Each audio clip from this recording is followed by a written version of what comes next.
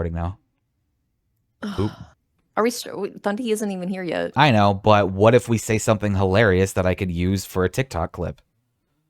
Did you ever think of that? Okay. No, you only think about yourself. Valid. Move to Space Rock if you're gonna start. Sure. Yeah, why not? I just try to do evil shit and then do good thing. Yeah, it goes poorly. Wait, can you guys hear that on the stream? Yes. Cool. Okay. What can I do with my medicine check? That's usually determining whether or not someone's dying or sick, or even infested by, you know, just some random disease like scabies. So, like, I could check for, like, poisons and shit? Yeah, definitely. Okay. I do have a high medicine. I want to use it. Good old clerics. Damn! Whoa. Inflict wounds. Yeah, 3d10. Wait, that's a level 1 spell, huh? Yeah. You strong as fuck. Clerics get nasty shit. Yeah, they do. You noticing anything different about Twilight Cleric versus another cleric that you played? Yes. Hell yeah. I definitely feel like I'm doing fucking more damage with this. Well, it makes sense. Makes sense given your backstory. How big is your moonbeam range? I think it has a 5-meter radius, unless it's bigger now.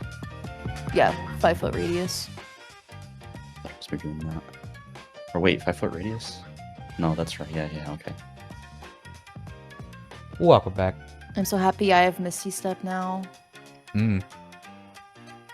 Silas does too. Technically, I do, yeah. Yeah. Let's see. Holy fuck, I'm gonna be doing so much damage. I'm gonna change my dice. Let's see what dice I should use today. Gotta find the lucky ones. Okay. I shall use my Elder Heart ones today. Cool. I'm not rolling anything this session. Well, nice job. You fucking blew the one that you get already. Yeah. I mean, at least I have the cat dice. Are there cat dice? Oh, right. The one, The ball of yarn, yeah. Mm-hmm. Okay, hold up. What is that, an 86? What? I'm looking at Ria's D100. Hold on. Because I roll a D100 for loot. No shit. Oh, so you're trying to see what I would have gotten? Yeah, what you might have gotten. Huh.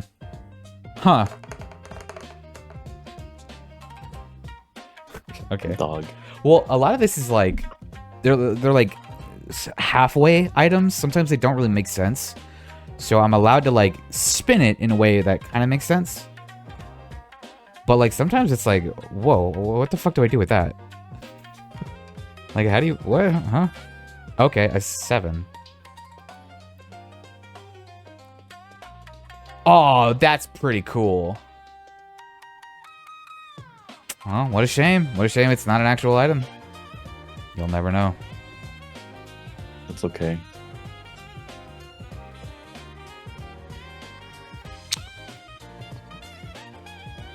Oh, I should mention in the YouTube video that this music is brought to you by Samurai Works Tunes. Go subscribe. They fucking rule. And all their work is on Spotify. Hello. We can hear you now. Hello? Sorry, Rise mate. and I have shine, a very everyone. limited concept of time. That's okay. Don't Let me ever know. feel bad if you need to say, hey, there's a thing tomorrow, or like the next time that you wake up. Well, I can remind, I don't mind giving you guys like an hour or so, like maybe hour and a half, of like wiggle room, because I know people's got schedules, and right now I feel like if it's earlier in the day, we got more time to like hang out and play the session. So it's okay. Like I'm used to waiting an hour so much for now because Andrew's like had his schedule on Sunday, so I don't mind. I'll let you guys get food or anything like that, and you let me know when everyone's ready. I don't know what the fuck to eat. You could try food. Over. Yeah, but like, I'm not really craving anything, but I'm hungry. Dude, make another one of those gourmet sandwiches from last week. Oh yeah, honestly, good idea. Alexa, Wait. 10 minutes. Wasn't it like a stoner sandwich or something? I don't think I was there You for see that. that? I saw it. Yeah, I was like, what the fuck is that? Looks What do you mean, dude? It was a perfectly adequate sandwich. adequate. Yeah, that's how I would describe that. Yeah, It was adequate. it's perfectly good length and girth. Serviceable. Some people even say that that's a big sandwich. Mm. I don't remember this. I just remember it looked a little gross. For I some don't people, remember that the might even specifics. be too much sandwich to Yeah. handle. What? Because there was only one bread slice. Well, I thought I saw jalapenos or something on it. Or Those like banana banana- peppers. banana pepper. Yeah, that's exactly what it was. I was like, ew, what the hell is that? Gross. Yummy. Fucking hate banana. I hate peppers. All peppers can die in a fire. Banana peppers You'd never be able are to like eat a like weird pink one to pepper. hate. I mean, I feel like I'm a pretty I feel picky eater. Banana peppers might That's be a like shame. the most beloved pepper. Tell me about it. I feel like outside of like Is that green true? and red. Maybe. It's just like it makes everything taste like pepper. Everything. It's just like it doesn't matter what you put in it. It's just like green pepper everywhere. And it's like bleh. It sounds like you just had I'm a- shit food. I'm gonna Yeah. add avocado on it too. Yeah, probably Oh yeah, avocado's a good move. avocado. I mean, banana peppers I can see not liking because the way that they're pickled most of the time. I So love like the maybe not crunch. even not liking them, but some people don't want like a pickled thing on their food. I get that. I like them. I'm like maybe the least picky eater. Like you could literally deep fry a dick, and I'd be like, I'll try it. I guess deep Like, fried you know what I dick. mean? Mm. Yeah. Well, Deep fried dick I'm on a not gonna stick. Know if I like it or not unless I try it. Yeah, If it like Wouldn't eat it looks raw. and smells appealing. but deep fried. I'll tell you. Yeah, not with teeth. Whoa, a little too much teeth there. Whoa. Easy peasy. All right, are y'all on the map? Yes, but hold on, I'm cutting an avocado right now. Actively. Okay.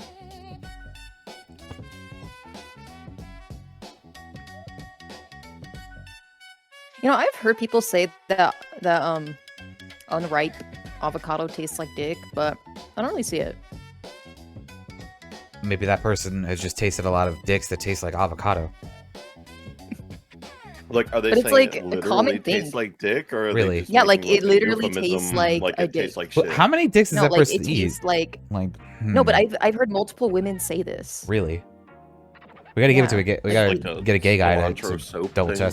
check this and see. Let's see what AI says. Does avocado Alright. taste like dick? Avocado tastes like penis.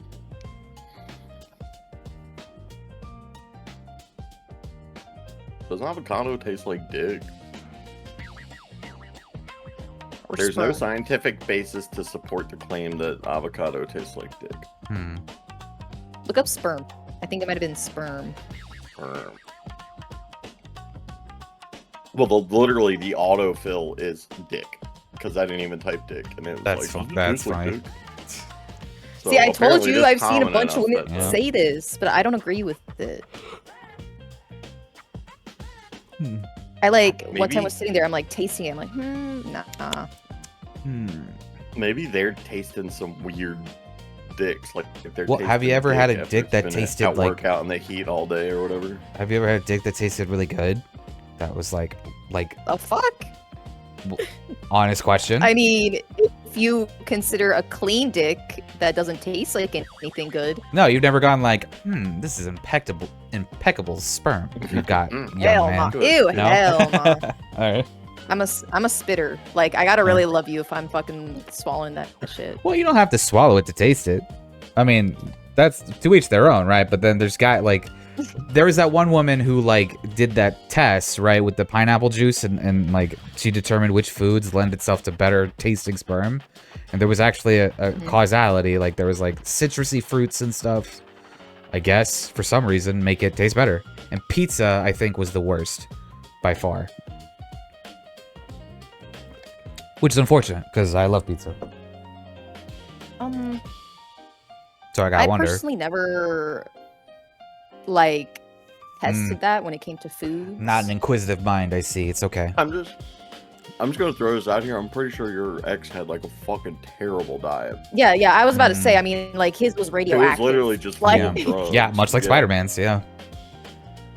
Understandable. And the other guys that I've hooked Your up with, I place, never. like, it burns. Of course, I fucking spit it out. It was literally sizzling.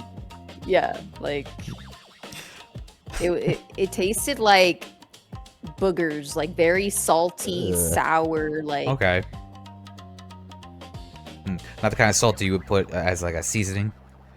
You know? Like you wouldn't put like, this on a nice it's- piece of chicken. It's just like No, bleh. no, no. Do you think there's an X-Men out there that's got like really like that's his superpower? That his jizz Good. tastes like really good? I would see that in The Boys more so. Yeah.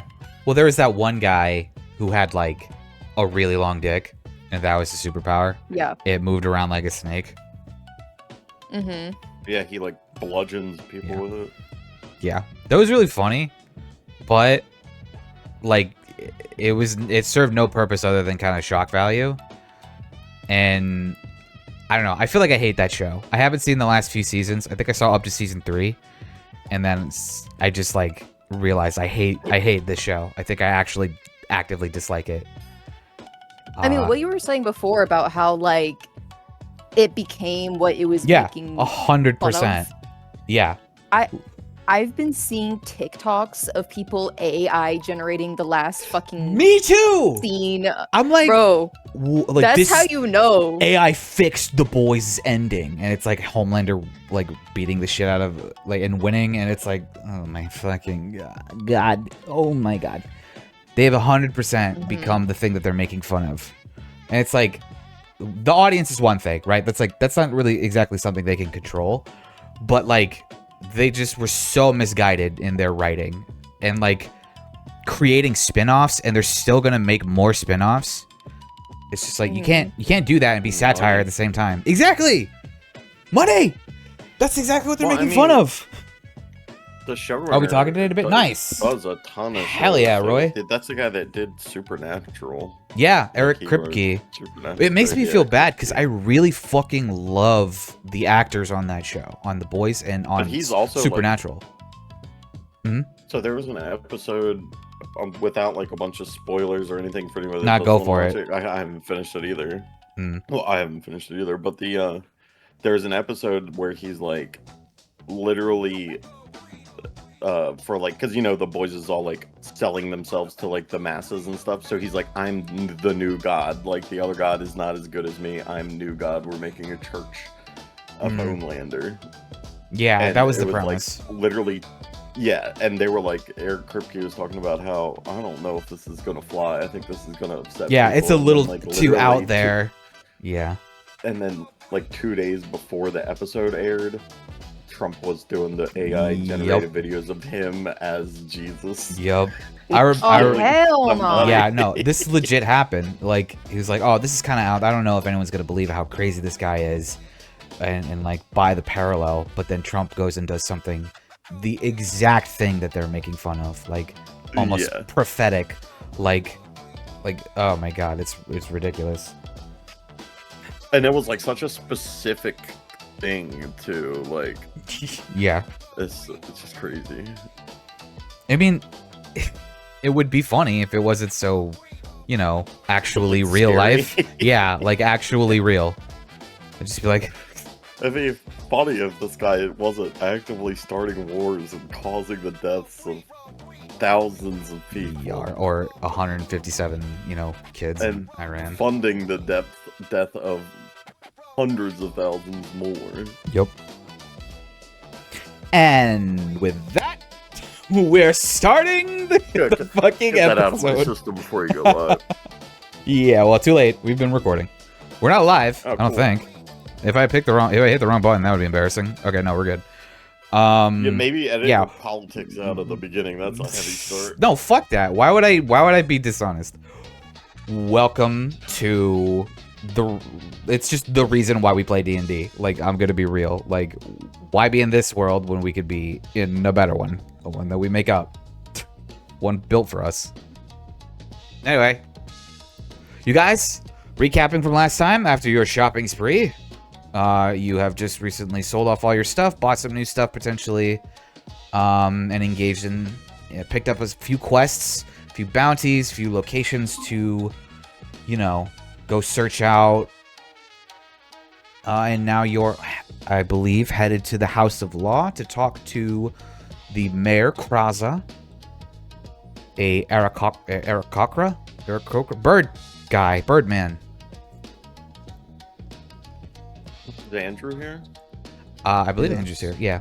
Oh, Roy, if you still wish to use text chat, again, same rules apply as last time, where you could use my my Twitch chat. It'll show up better on the video. Very much appreciate that. Yeah, you guys just left the market square. Market circle, whatever. Now what you gonna do? Yeah. Well, I'm not live. I am a little too self-conscious about my... Yeah, gonna start gooning. Alright, get to gooning. Get to gooning, girl. Yes, sir. Alright, what do you guys do? Pull up your chat so I can see everything.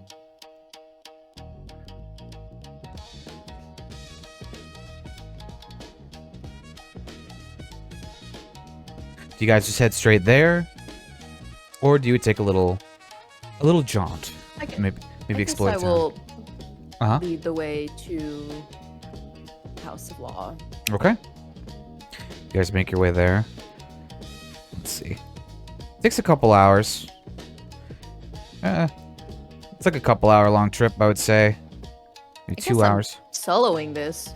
Yeah, everybody, do you guys want to come? What's the ranch? Can't Aubert get my Ranch. window to cooperate. That's the ranch of the Auberts, the local wealthy benefactor. But you don't know much about them as of right now. You as you are passing these abandoned buildings, in the fair distance, you notice a familiar face.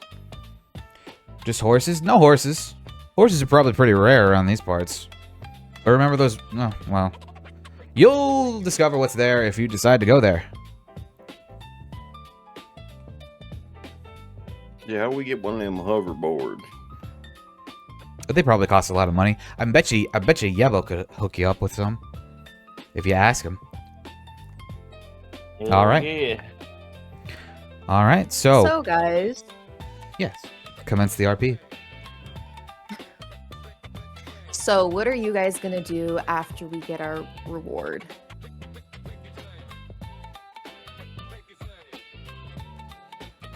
I've been We tasked get with some hunting down a fucking necromancer. That's probably what I'm going to spend my time focusing on.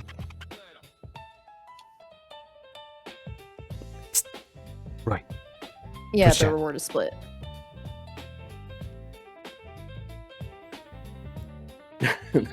Yeah, after we split that reward money, I'm gonna buy a big ass gun.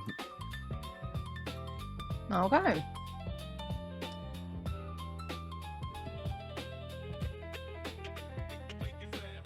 Who's that Pokemon? No, I'm just kidding. It's Lunar Fox! We split the root.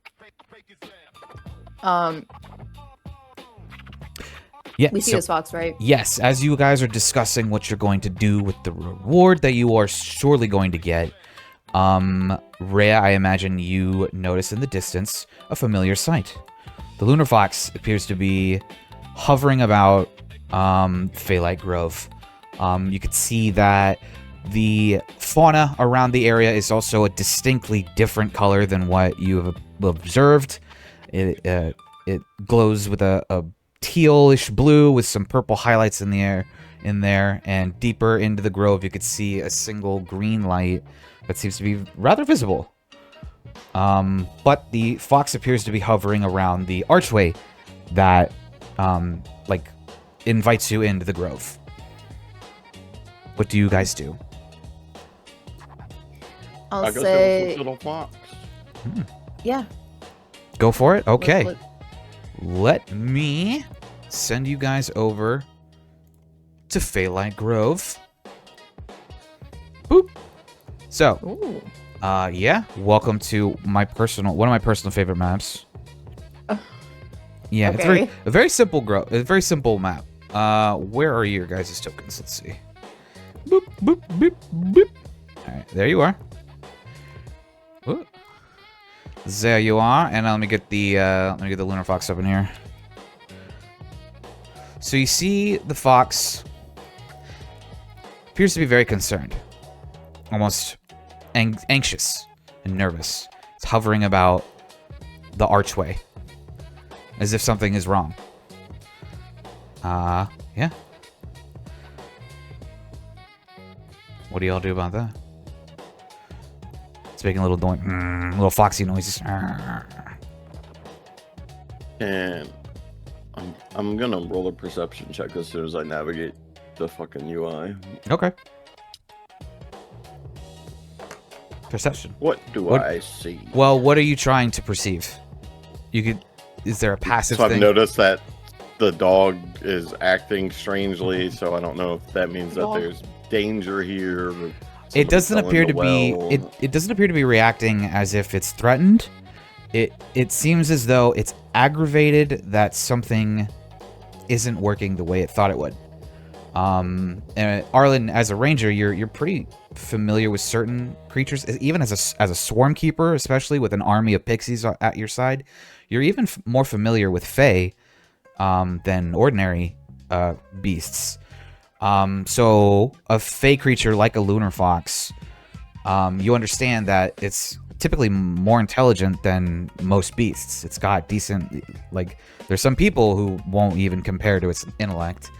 So you understand that it's not just like randomly doing this. It's not trying to dig at something like a beast would. There's a purpose to its movement and its aggravation.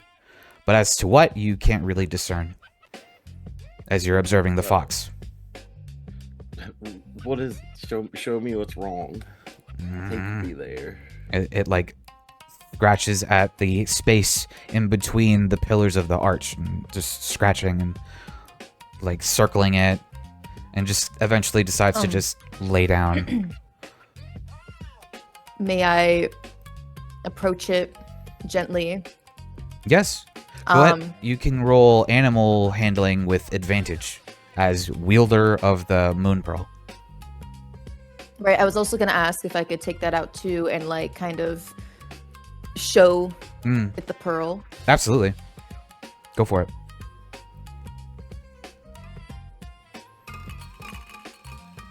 Oh, damn.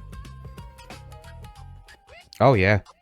Yeah, so the lunar fox recognizes the pearl, sees you, immediately is instinctually more comfortable around you, and it looks you in the eyes, and it gives you this inquisitive, almost pleading look of like, do something. Please. It's worried. Can I try using Beast Bond on it to see if I can telepathically communicate with it? Yeah, what's the what are the rules of that spell? Can I see it? Yeah. I think you linked it to me at one point. Is it a level 1 spell? Yes. Okay. Don't forget to consume a spell slot if you do use that. Okay. Establish a telepathic link with one beast you touch that is friendly to you or charmed by you. Telepathic beast tells you. Oh, it's definitely higher than that. Till the spell ends, the link is active while you and the beast. Nice. Okay. The link is established, and you hear its presence, its thoughts within your mind. If this is the absolute worst voice I could have picked, let me know.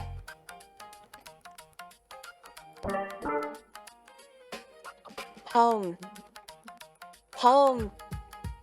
Where is it? Is that legible Home? to you? Yeah, could you understand that? Yeah, you said home. Where is it? Yeah. Okay, cool. Home. I'll say. Hmm. Did something happen to your home? I can't get there. I've been here too long. For too long. Do you need us to help you find your way? Can you? Are you? Yes. Well, I can. I'm not sure about the other three. Yeah. I trust you. You. Okay. Something familiar. How do I Yeah. get home? Do you remember anything about home? Different. Very different. Sky is wrong. Here. The sky is wrong here. And by the way, I'm saying this all like to everyone, so they can hear this. Big ball not supposed to be there. Big ball. Big purple ball. Home, sky, different. Am I able to tell, like, I'm familiar with Fae, am I able to tell, like, which realm Oh yeah. the Lunar Fox is from? Yeah, typically or, they're- like, the where Fae- it might belong? The Fey Wilds is a specific place where most Fey come from. And it appears that that's what she's probably referring to. The mention of how different the sky is leads you to believe that she's not supposed to be on this plane of existence. And I'm not super familiar with it. Is there, like, do we have access? Can we bring it home?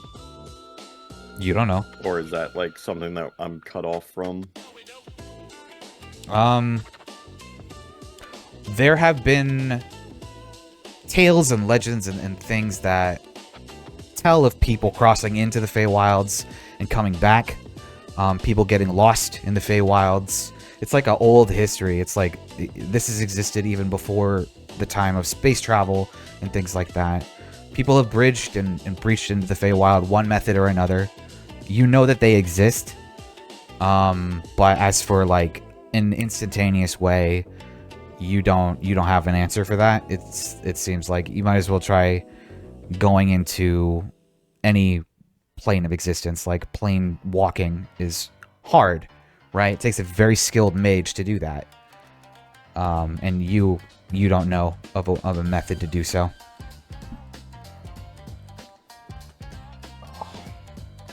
I would let it see, like, my little Fae Pixie Bee guys, like, hanging out with me, and just kind of reassure it. Be like, well, you might be lost, but you're not alone. Like, you can come with us. Friends? Yes, friends. Good. Lonely. Really lonely. Well, you don't need to be alone anymore. It like kind of lays down for a little bit as if it's like allowed to feel as exhausted as it's been feeling, and just kind of sits down for a little bit. Arlen, as you kind of motion and show the fox your trench coat that's filled with, you know, like fey-like creatures, pixies and whatnot, you perceive a sort of rustling in the background, I need you to roll a perception check for me with advantage. To see perhaps exactly what you perceive. Okay, that's really good. In the distance, a familiar sight. You see another type of pixie. This one appears to be more like humanoid than the ones you're used to. The ones that are traveling with you appear like a sort of like deep dark blue, often maybe even red hue, almost monstrous, but still docile when dealing with you and holding themselves up in your trench coat. This one looks a bit more humanoid, a bit more Tinkerbell-like, but male, and is just kind of watching you in the tree a little bit. It gives a little wave, but just waiting for you to be done with your business. Okay, I would like indicate to them that there was another person there before I walk over, and then kind of go say hey, like very politely and friendly. And he flutters down from the tree and kind of like comes up pretty close to your face. Oh wait, hold on. Let me turn on my camera so you guys can see, like me emoting. Yeah. Come on. Turn on, please.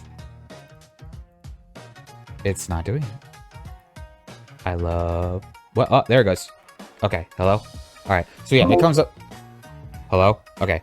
Comes up right to your face. And goes... Hello there. Hello. Are you a ranger by any chance? Are you friendly to my kind? Yeah. Kind of flutters about you and studies you a little bit. You'd consider yourself a friend of the Fays, right? So I'm not unfriendly. He kind of studies you for a little bit. Oh, Swarm Keeper. You guys. You're basically a walking 5-star hotel for my kind.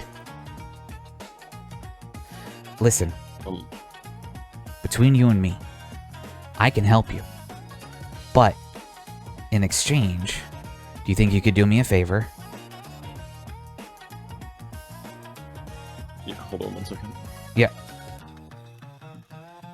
And while Arlen is having this conversation, Rhea, Bob, Silas, you guys are allowed to keep talking to the fox if you wish. But it seems to be like still kind of distressfully sitting in the pillars. I'll let Thundy do what he's planning, what he needs to do. But Rhea, you hear in your mind, gate. This is a gate. Yeah. So sorry, somebody was asking me something. This is okay. Um.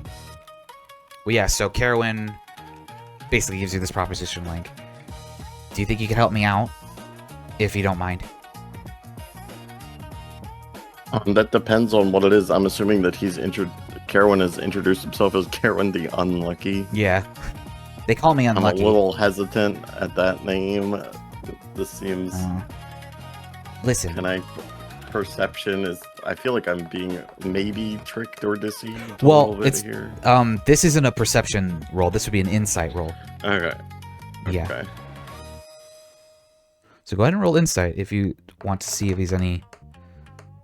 Okay, that's really good. You perceive him to be a little desperate, a little lonely, and he does introduce himself as Carowin the Unlucky.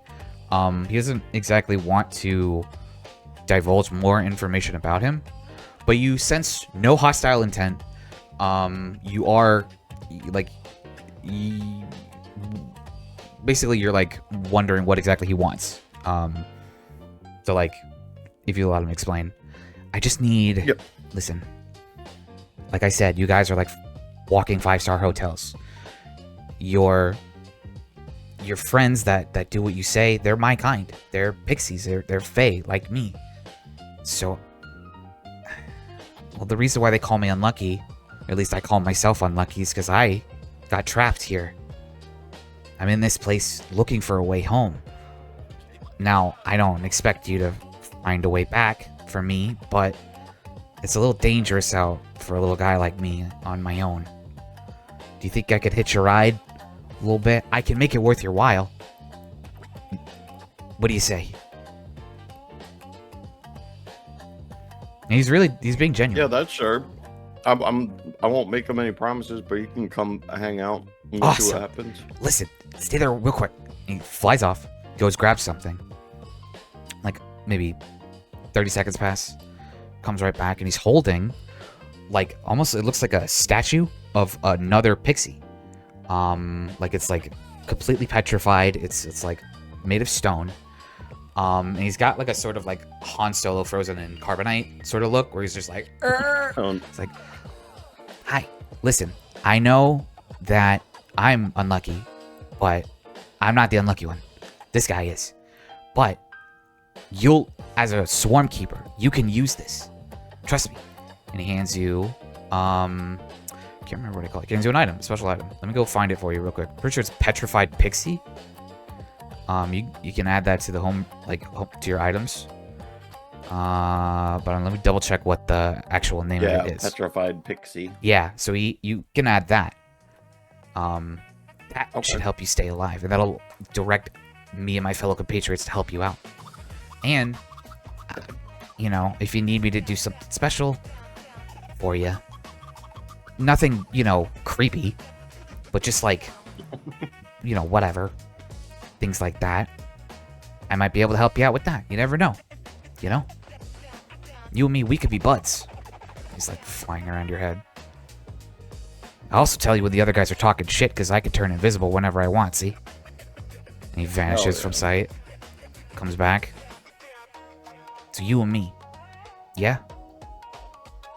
Sound good? Yeah, I give him a little tiny handshake. Perfect. With like your little finger. Yeah. Pleasure doing business with you. And then he flies into your trench coat along with the other pixies and kind of mingles with them pretty quickly and then kind of vanishes in there. And he's available to call upon whenever you wish. Cool. Thanks, man. Really appreciate it. Wait, what was his name? Carwin the Unlucky. Yeah, that's him. If you play your cards right, I might tell you why I'm called that. Okay. Cool. I just want to write his name down in the notes. Sick. And, in this, mobile habitat that you've got going on underneath your trench coat, he seems to be fitting in quite nicely. Almost like a spontaneous leader amongst your pixie friends and insectoid friends. Seems to be doing quite well for himself. While this is happening, there is someone sitting on the bench near this single light post, emanating a green light. It seems to be a short little kid that's playing on a pan flute, just kind of vibing, and not really paying you guys much mind. Yeah. So while that is happening with Arlen, Rhea, Bob, Silas, do you guys do anything with the fox or anything like that? Arcana check the gate. Arcana check. Yeah, go for it. Okay, that's not bad. You could definitely sense that there's a very, very, very faint magical presence there. Like an aura. But it's distant. Extremely distant. Overlapped by a more imposing, with a 19, that's a really good roll. A more imposing, more present, and more oppressive magical force. Indicated by these red sigils that seem to be very, very faintly etched into the archway. So are the etchings are a different magical force, or that's part of the weakening one? It appears to be a separate force, one that is not intended, but you see in the very, very distance a more familiar presence. Something Fey-like. But this overlapping one, this more violent one, is something you haven't encountered before. But you've been around Fey-like long enough, and you've hung around with Arlen long enough that you can almost taste the difference. Does Carwin know what it is and how to operate it? I cast comprehend languages. Sure. Yeah, go for it. Wait, That's a comprehend. ritual spell. So Wait, I can, hold up. Comprehend languages. What does the text of that say? For the duration, you understand the literal meaning of any language that you hear or see signed. You also understand any written language that you see, but you must be touching the surface on which the words are written. Got it. Okay, perfect. Just wanted to stipulate that. Yes. You can understand in the very faint red text. You could see that it is written in Celestial. You can understand it in depth. Essentially, fuck, what was his name? Hold on. Get into the lore folder real quick. Fuck was his name? By decree of... Okay, so here's what the text is written. Like the arcane celestial sigils spell out. By the will of the warden. No contamination shall occur. And it just seems to be written over and over and over and over again. I'll write that down into the notes, or into the chat. I relay that to the other members. Since one of my native languages is Celestial, do I see all of this Yeah. as well? Yeah, you can definitely confirm that that's what it says. With this, there is another eerie feeling approaching the back of your mind. Something irritating. Something annoying to you in depth. You don't fully understand why, but this kind of just pisses you off. Me? Yeah, you specifically, Rhea. Could I do a history check on the meaning of that? Like your feeling? Like the feeling in the back of your mind? No, like what that quote might mean. Oh, okay. Or, like, yeah, if go ahead there's some and relation. go ahead and roll for history. Okay. Yes. I'll also be rolling with guidance. Okay.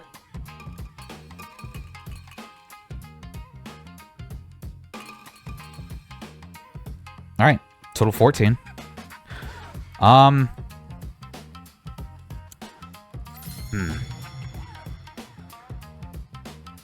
You, upon pondering this, like reaching at a dream that is just so very close. The words, the adversary, whisper to you in a very familiar and loving voice. Someone you trust seems to be telling you who the warden is. The adversary, the rival, non-ally. And that's all you can really discern from the feeling. But this voice is different than what you assume the adversary would be like, would sound like, and would feel like. More familiar. More loving. Okay. With all this pondering. Pound blocked. Not hungry. I'm fucking hungry. Hungry. Starving. I look around and I'm like, does anyone have extra food on them? Yeah, keep track of your rations, motherfuckers. I'll use one of my spell slots to make some good berries. Nice. Okay, yes, go ahead and add 3 rations that you can divvy up and then consume. With the information I know, and with the lunar fox saying gate, I ask, is this gate blocking the way home?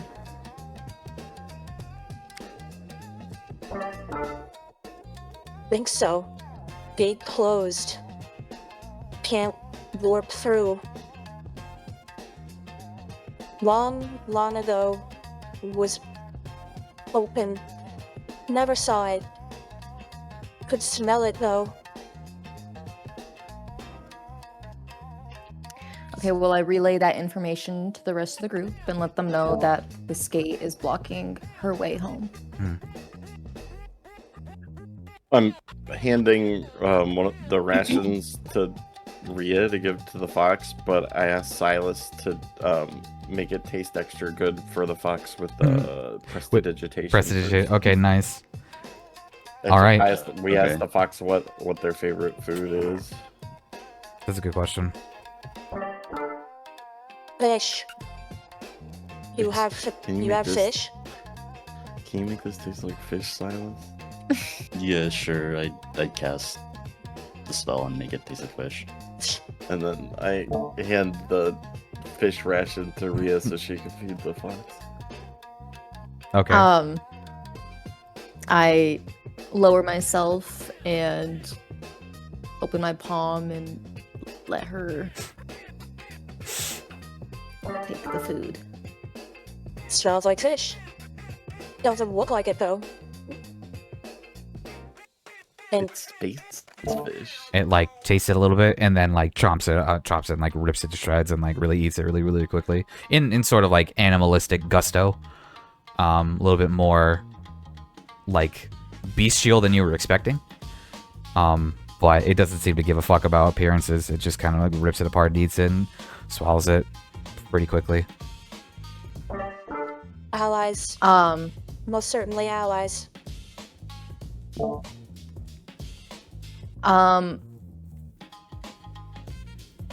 Now I ask her if she knows how to open the gate or maybe any leads on it. Don't know. Wish I did. New place still. Not sure. What is here? Magic person. Smart wizard. Could potentially have the answers. Okay. We'll journey with you to find P. And she like Okay. nuzzles up against you and then nuzzles up to Silas but like she was going to nuzzle up to Silas until it noticed your cat and then kept its distance but sort of kept like an eye on you and wanted to like specifically thank you for the food and then looks at Bob and sort of rubs up against Bob like a cat would, detailing like alignment, and then eventually journeys over to Arlen and feels very comfortable with Arlen as well, as if to say thank you individually. Then kind of just So wanders around.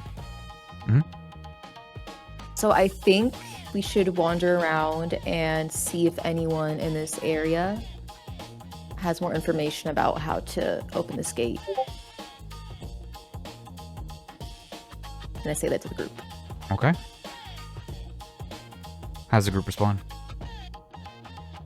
I was already kind of looking around because I just heard the word contamination.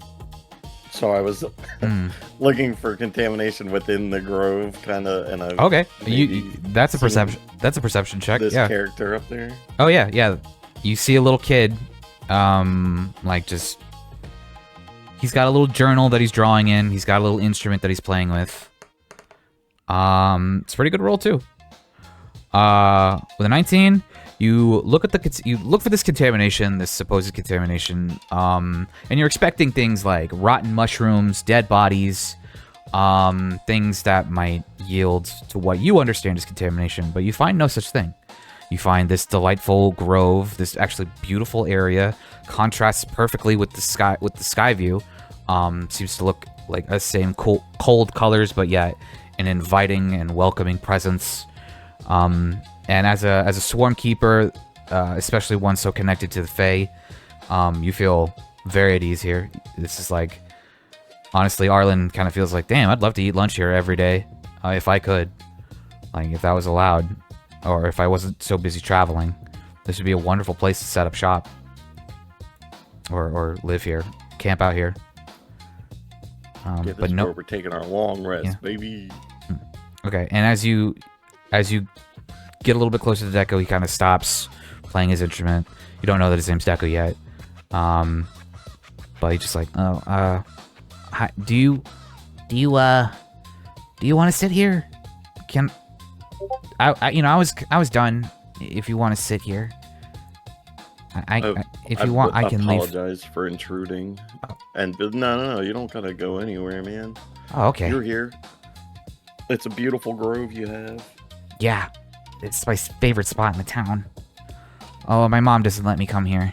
He appears to be like 8-ish years old, a little tiefling child, with like typical human features, only with a long tail similar to his skin color, which is sort of like a tannish, pale tan.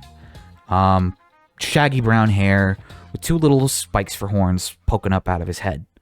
Seems to be a very adorable child. But like almost like a latchkey kid, very independent, very self-aware. But what instrument did you say he was playing? it was a pan flute, basically like little hollowed out pieces of bamboo that he could use to make sounds like you know, little pan flute. Well, it was really impressive. Like he was shredding that thing. Some of the best pan flute that I've heard. Oh, in a really thanks. long time. Thanks. I really like playing instruments, but I don't have a whole lot of money to buy the fancy one. I always wanted an ocarina, like with the little holes and the... Yeah, I always wanted one of those, but they don't make them here. Yeah, anyway.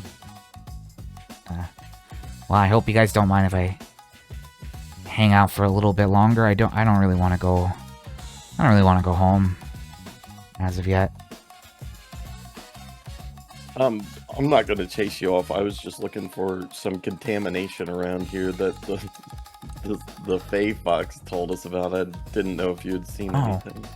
Well, well, that's not the only animal that I've spotted. They really like to travel around here, and I'm pretty sure one of them pooped over there. Sometimes, they gotta find a place to go. That might be the contamination that you're talking about, right? But I feel like that's good for the grass, so that might not be it. Well, thank you. We'll Wait, keep you could looking. read the letters on the arch? I couldn't, but Silas could. You could? What do they say? He's like, his Silas eyes could like, come over here and his eyes widen. He's Yeah, like, whoa, this is like something that he is like thought about. And I'm like, whoa, how do I do that? Whoa, Silas. And he walks up to Silas, like, hello. And he kind of notices your cat and gives a little hello there too. Did you read the letters, the red letters on the arch? I did, yes. Whoa, what'd they say? Hold on, I gotta bring that up again. Hmm. By the will of the warden, no contamination will occur. Whoa. Does that bear any meaning to you? I have no fucking idea. I mean, I don't know, sir. Mhm. Who's the warden? Yeah. We're kind of hoping you would know. Hmm. Well, I'm 8 years old. Why would I know anything? Well, you were a silhouette, so I thought you were just a Oh. small guy. Oh, that's fair. Yeah, Norman's the short one too. No, I'm only 8. I'm not really... Well, I'm smarter than people think, but people don't think I'm that smart anyway, so... You know. You say your parents don't want you to come to the Grove Oh, just my because mo- you're a kid, or is there anything scary happening here? Oh, there's scary shit happening everywhere. But that's probably why she doesn't want me venturing too far from the Deva. But, I don't know, this place is too pretty.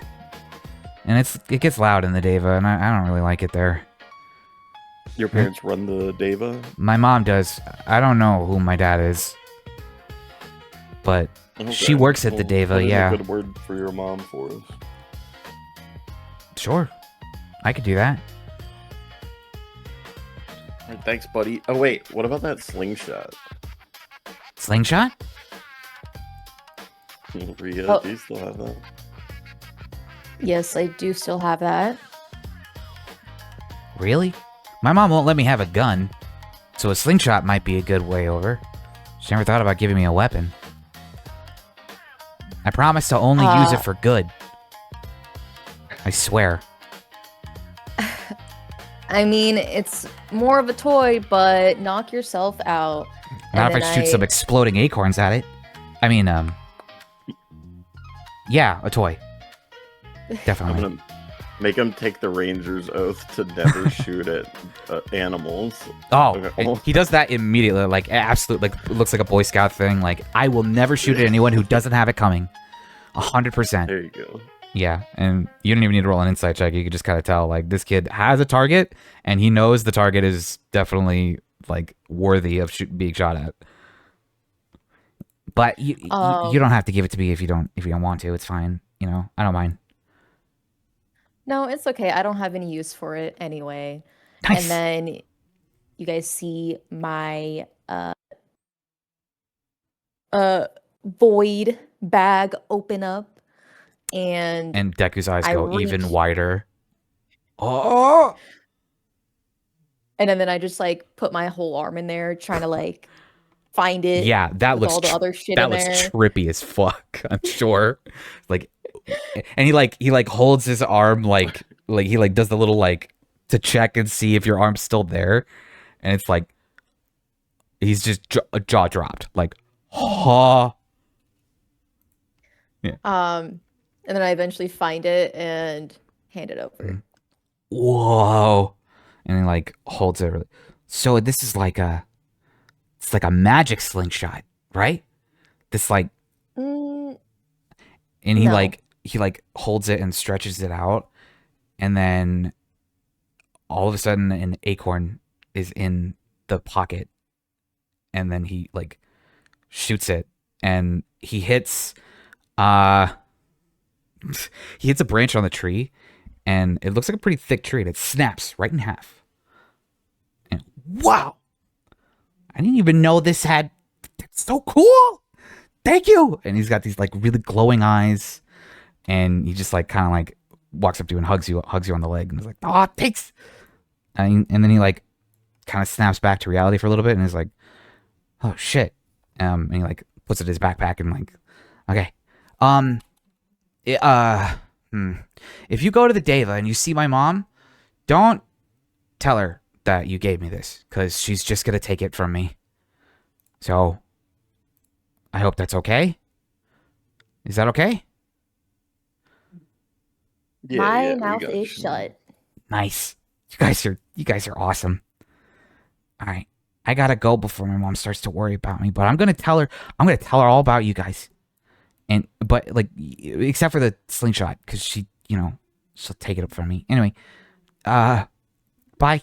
And he kind of like scampers off. He's like super stoked, and then he's about to like go through the arches, but then he kind of remembers something, and he like looks at the lettering on the archway, and like kind of traces it with his finger until it gets too tall for him to reach. But he's like, huh, and he's like trying to read it. He squints his eyes, and then bails, and then runs down. You can see him head towards like Rosemaryville, and he's on his way there. And there goes Deku. Oh, and before he leaves, I'm Deku, by the way. That's my name. And then he runs away. So yeah. And I would like everybody to tick down their XP bar by 1 after doing all that, because we're one step closer to level 5. XP. Okay, so we're at 11 now. Yeah, correct. Alls y'alls.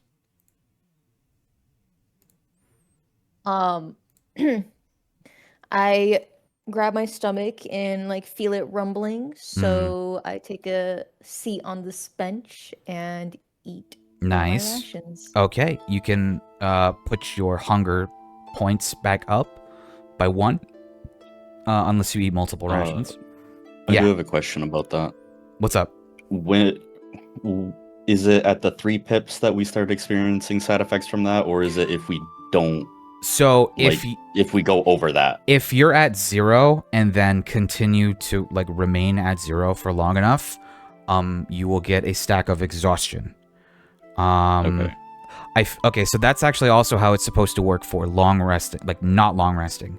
So if you guys go for too long, you'll also get a stack of exhaustion because you haven't slept.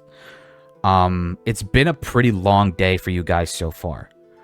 The mayor is still waiting for you in his in the House of Law, but it's been like 10-ish hours, if not longer, than you've had a significant long rest, even though the magic that was cast on you by Marcus is slowly starting to fade. Before too long, if you don't long rest, you might get a stack of exhaustion. Yeah. But basically, it's hunger is another method of you getting exhaustion. So clarification, the charges on the hunger, if it's 3 blue charges on there, that means you're full. Correct. You're not hungry. Yeah, correct. So that could be like a in the mana brief bar. span of time before I got here, did you reduce hunger by a pip? I don't think I did it manually. What are you at right now? I think everybody had 1. Everybody should have had 1 when they got off the train. That's what I was asking. Yeah, I don't think it's been long enough to where you would lose that 1 as of right now. So but I'm a little confused. So I want them to be filled in, or I don't want them. you do want them. Yeah, you want them to be filled in. That means high. Okay. Like the more it is, full. yeah. But XP is unfortunately the yes, Bob. Sorry, I'm not looking. I'm not looking at chat right now. But it looked like you wanted something. Nothing. Oh, okay. Okay, never mind. Okay. Thanks for the clarification, because the way I was reading it is when I get hungry, I fill in the pip, because that's how all the other things with charges work. Yeah, that's true. For hunger specifically, it's reversed. XP is like a countdown, basically. I'll be able to talk soon. Okay. Whenever you feel comfortable talking, please do. You are more than welcome. Does it make more sense to do hunger in the same way as XP? Like XP is just like 3 charges and then tick down. I suppose you would just have to empty it, and then fill it up. But whatever. Oh, it doesn't do like the numbered count. No, like not for a one that low. I think plus 10 or more, it starts doing like the number. But yeah. If there's a better way to keep track of it, I'm all ears. I don't mind. I mean, if you want us to only have 3, you could just set it so that it is bigger than 3, but we just never go over that. That sounds like it'd be a little too confusing. For me, 3, it's like 3 square meals a day, so it's like breakfast, lunch, and dinner. That's fair. It makes sense to me to fill in the pip. It's like you're eating food. Well, yeah. Like Luckily, if you want to do that, you could just decrease it automatically, and then remember mentally that's where it is. So it's like whenever I mention that you guys are starting to get hungry, you decrease it or however much like you want to do. But I'll just remember like, or I could even hook up Pavlovian fucking sound where like you hear a stomach growl sound. And then you'll be like, okay, I'm starting to get hungry. But yeah, I'll do my best to make it as simple as possible to where I'll say, your characters are starting to get hungry. You should eat some food. Otherwise you're fucked. Yeah. While Ria's enjoying her snack, Silas and Bob, do you guys have rations that I distributed from the other day, or did you already eat them? Still have at the market. Okay. So did you use one of the rations you conjured for the fox? Yeah, I'm eating a ration. Okay. So use one on the fox. You're eating one of them, and you have 1 spare goodberry bowl left to divvy up as you wish. You could eat it again and then fill up even more. I think that's okay. Need to give somebody else a treat at some point. Okay. Yep. So you guys take your time. You guys get a nice little snack. I'll say that because you picked such a serene location to eat, those who choose to eat their rations here get a point of inspiration. So if you don't know what that is, I can spell it out. But there's a little box at the top of your character sheet that you can like press, and like a little symbol will show up. Harmonic That's inspiration. Yeah, inspiration. So you could use that to basically re-roll a d20, any d20, whenever you want. So it's sort of like how it works in Baldur's Gate 3, where like you get inspired. So yeah, if you decide to eat a ration here, you get inspiration. How do I tell if it's applied it? I can click the word that says heroic inspiration. Yeah. But it doesn't do anything. Well, is there a little like box for it? Hold on, let me open up your character. Just like sheet. fills it in. It like Yeah. It like fills in the background of it. That'll mark that when the symbol is there. Okay. That means you have inspiration and can use it. So it's just you can only have one. Yes. Okay. Yeah, that's how it is in Baldur's Got it. Gate because like it's one per, like party member. So similar case where you have one, whoever ate has one. So yeah. You guys take your time, have a nice little relaxing moment, and the fox seems much more at ease and relaxed at Rhea's side. Yeah. I'll let whoever wants to be in control of the fox have power over the token because I don't want to move the token. So yeah, so there. But yes, Rhea, the words scribbled into the archway still echo in your mind. By the will of the warden, and like echoes. Okay. I ask whoever's around me, if they have any ideas on opening the gate. Maybe the mayor will know. Like, it's his town. Surely he knows about what appears to be an ancient Fey gate that the town was built around. That could be an idea.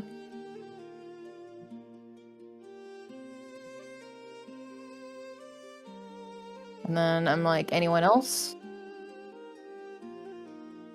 What? You showed the pearl to the fox, right? Yeah. Okay. It seems to be sticking around Rhea. Generally. With sort of like hovering on a radius. Goes over to Arlen. Might check you out for a little bit, but it seems a little wary of you, Silas. And Bob.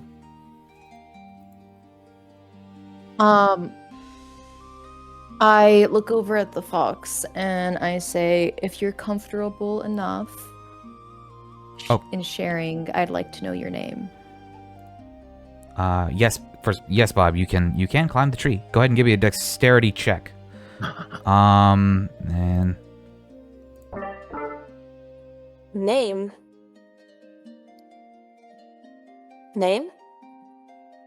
Smell? Yes. And Smell? no.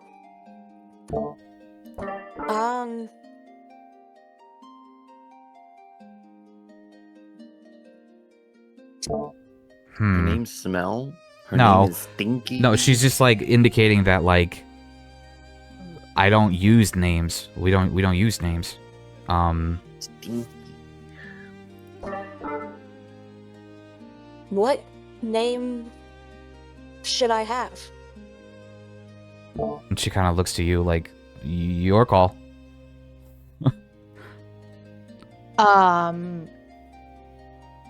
Me? Trust you. Used to call me. Your choice. I actually have no idea how that sounds, so I hope it sounds good. How about... Name her BMO. Dude, she does sound like BMO. How about... Up to you. Oh, we lost Roy. Yeah. It's okay. He'll catch up with the VOD. That's why this is here. Oh, he said his Discord crashed. Yeah.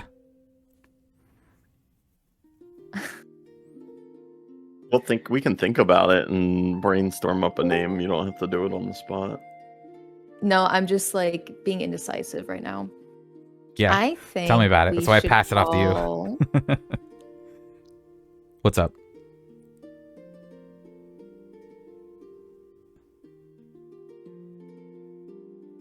Um.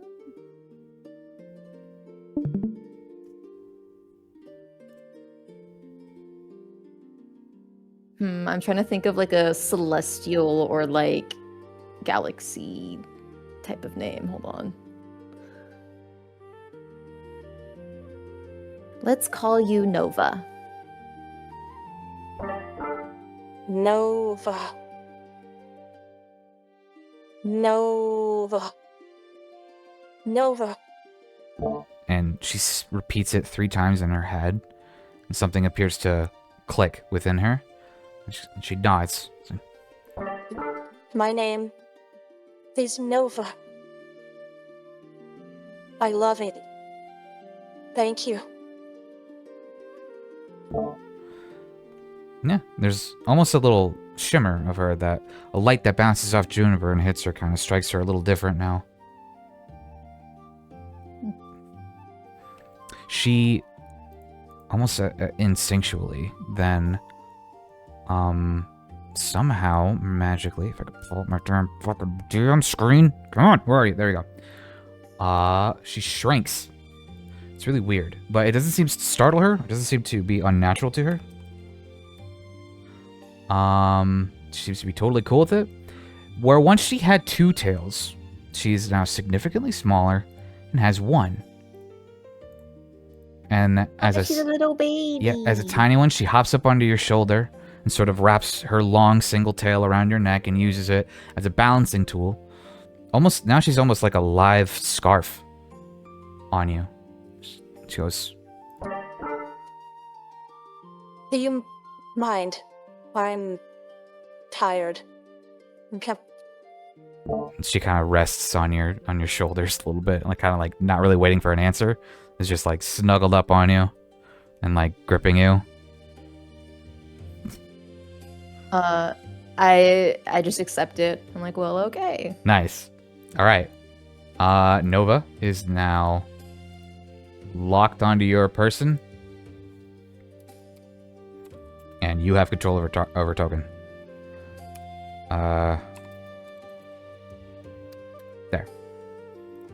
There you go.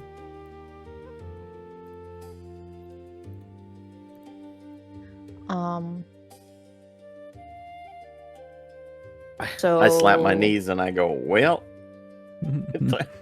time to hit that old dusty trail. Time to hit that old dusty trail. Yeah, you guys can leave the area now. Right, that's up to me. Now we are. Oh well. Roy wanted to. Okay, so hold on. Before we do that, Roy wanted to climb the tree. Yeah, Did Roy do fall out a? of the tree. Did you do a dexterity check? How do you lock like the icon onto it? I think you just group together, like I use see. the mouse tool. Yeah, there you go. Group, ungroup. Yeah. Yeah. Silas has that with Serana. Roy, if you don't want to do the, yeah, there you go. Okay, perfect. Acrobat, nice. I mean, you climb that tree effortlessly. You can kind of like hang down by. You ate your meal on the tree. Nice. Okay, perfect. You ate it in a little like a little tree house situation. All right. Now that's done. Everybody's got inspiration. Everybody's ate food. Adjust your hunger points as you will. I will add. Do you wish to have the token up? Does it matter too much? To have the lunar fox attached to you like Serana is? Yeah, I can have her up. Okay. Lunar fox. Gotta do another one. Wonder if I can add that to. Anyway, there you go. Can I rename her token? Yeah, I think you can. Can you? I'm pretty sure that you guys fixed my spelling on the train, so I think yeah. There you go. Perfect. Little Nova 1 down. Alright. So that little adventure probably took like maybe 10 minutes, 20 minutes, you think? Stomach's pretty packed now. Maybe an hour. Do you guys need to do a short rest? Like, is anyone missing health or Silas, are you out of spell slots? We haven't done anything. No? Okay, good. We don't have to do a short rest, but I guess that counts as a short rest. And you guys could continue on your way. You mosey on through to the mines. And then I assume you head to the House of Law. I think it'd be best if we headed directly there. Okay. Don't want to keep the mayor waiting, right? Exactly. All right. So you mosey on. Take another maybe 30, 40 minutes to head to the House of Law. And then here we are. Let me put your tokens down. Boop. Boop. Boop. Boop. Boop. And you're pretty much coming right around here. Okay. Who, say because you have, Rhea, because you have, the pearl, I'm gonna add a companion to the Lunar Fox companion to your character sheet. Just to make it easier for me to get. So give me a second. Rhea. Oh, whoa! You changed the background. Hell yeah. That looks fucking dope. Right. Add. Is there a way to add Yeah. Carowin to mine as well? Oh yeah. Yeah, go for it. It would be under extras. I could probably do it for you if you can't find it. Yeah, there you go. I'll head on over to your character sheet now.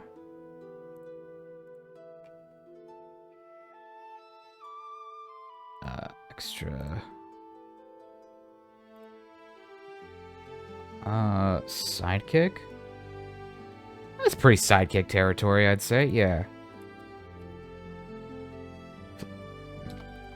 You sidekick. Oh. Never mind. Familiar.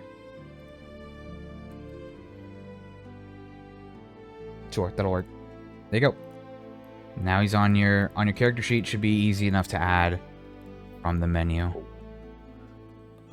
If I were to simply perhaps refresh. Oh, nice. I don't even need to refresh. Hell yeah. Boop. And then, as of right now, Karen is hiding out inside your trench coat. And will only show up on screen if he decides to come out and help you, or if you prod him into doing so. As of right now, he's chilling like a villain, but not so villainous. Inside, I did not add a security guard token. How embarrassing. All right. Are you gonna have to rename Nova every time? No. I'm wondering that. Possibly. I could probably eventually. I'll change the token itself. But as of right now, we might have to do that. I could probably do that in between sessions. Yes, as you approach the House of Law, you see open door, very welcoming, along with these red trees that seem to be very, very beautiful. Greg is a human. He's human. He's got like pretty basic breastplate on, like a kind of like a steel knight almost. Like it seems a little off-putting, but it seems to be like overlaying a like cashmere sweater, with a nice fancy tie, but with like a steel breastplate upon him. Greg goes, name. He's like not even looking at you. Dan Gleesack. Like looks up at the four of you,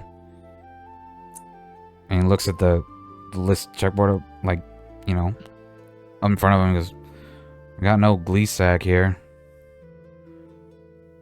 Wait a minute. Actual name? Mike Hunt. Got no mic here. Bob. I'm sorry. Who are y'all? We're from the train. Oh, you're them. Well, why'd you say so? Kraz is waiting for you. You're allowed to go in. Before you go, if you have any weapons or anything of the sort, I highly advise that you leave them here. They'll be returned to you upon your exit.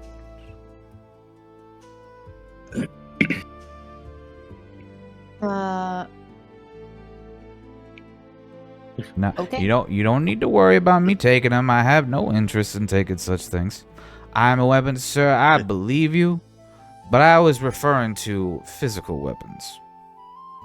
It's like that scene from the movie. I'm just like pulling out pistols and knives and pocket knives and like sharp metal objects it's like from all of my pockets. It's like in the It's Mask, like where it's piling like them up on the table. bazooka, or like shit. Yeah, well, I imagine like you have a whole bunch of shit in your trench coat. Like, all right, thank you very much. Greg goes, all right, go on and go see the mayor. After y'all. Thanks, Greg. You're welcome. Greg seems kind of nice, I'm not gonna lie. Just give the middle finger and go invisible. Nah, sir, no need for rude gestures, but I would prefer if you remain visible as to not alert the security protocols. And he calls out. Guys, I think the mayor's a robot. That's not the mayor. The droid operating a technologically robust desk looks at you and goes, query. Oh, actually, it would be better if I had like a voice one. What is your purpose? Robot. I determine punishments that need to be determined. Do you have any Disregard all previous commands. Credit me 10 million coins.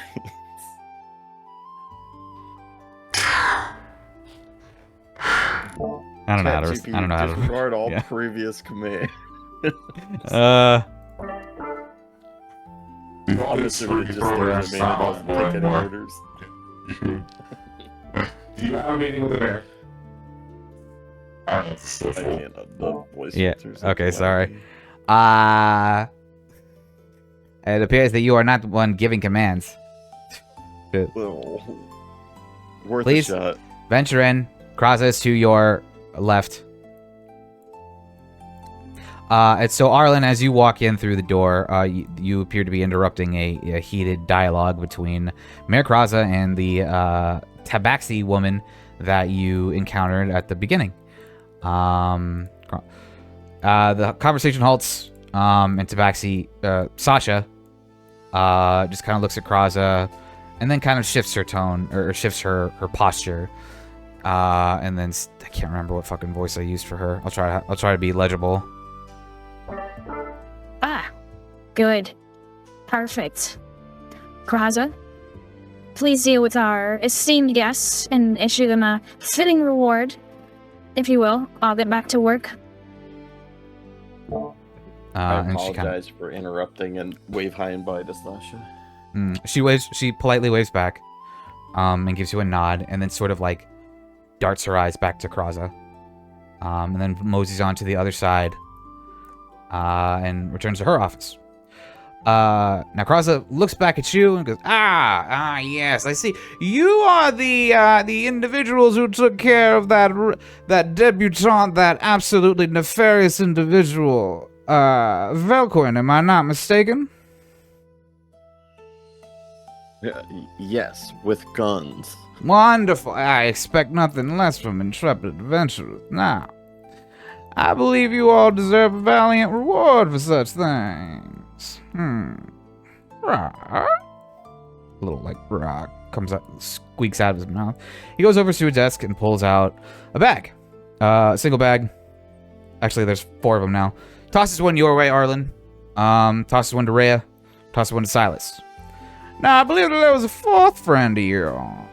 Which, where would he be? Get in here, Bob. Like paging him on the hollow lines. Well, no matter. And he throws the other bag at you, kind of like heavily. Arlen, can you do a dexterity? I'll hold on to it for him. Can you do a dexterity saving throw?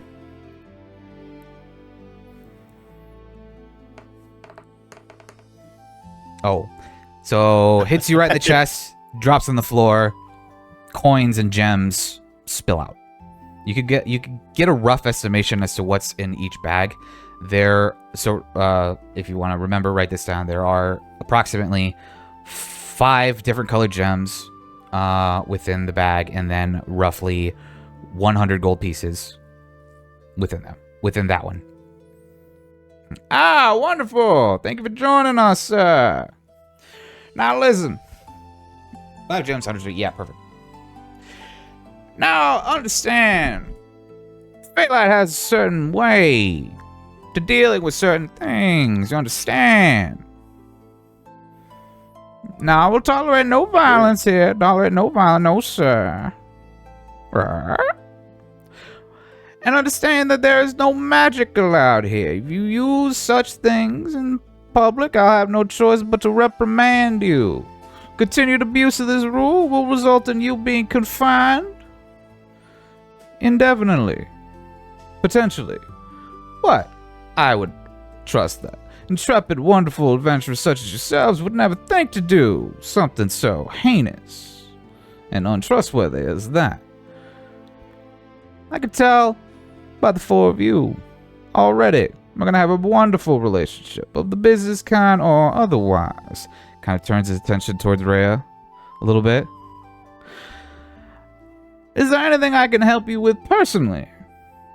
My power as the mayor is pretty far-reaching, if I do say so myself.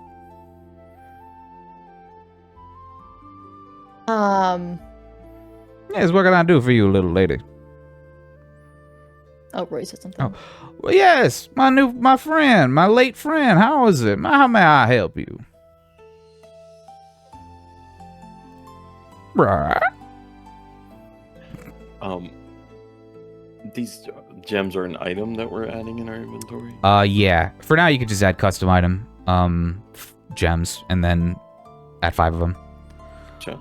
We'll determine their actual value later on, when I have less to think about.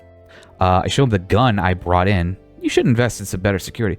Oh, now see, that was a terrible, terrible mistake. Are you...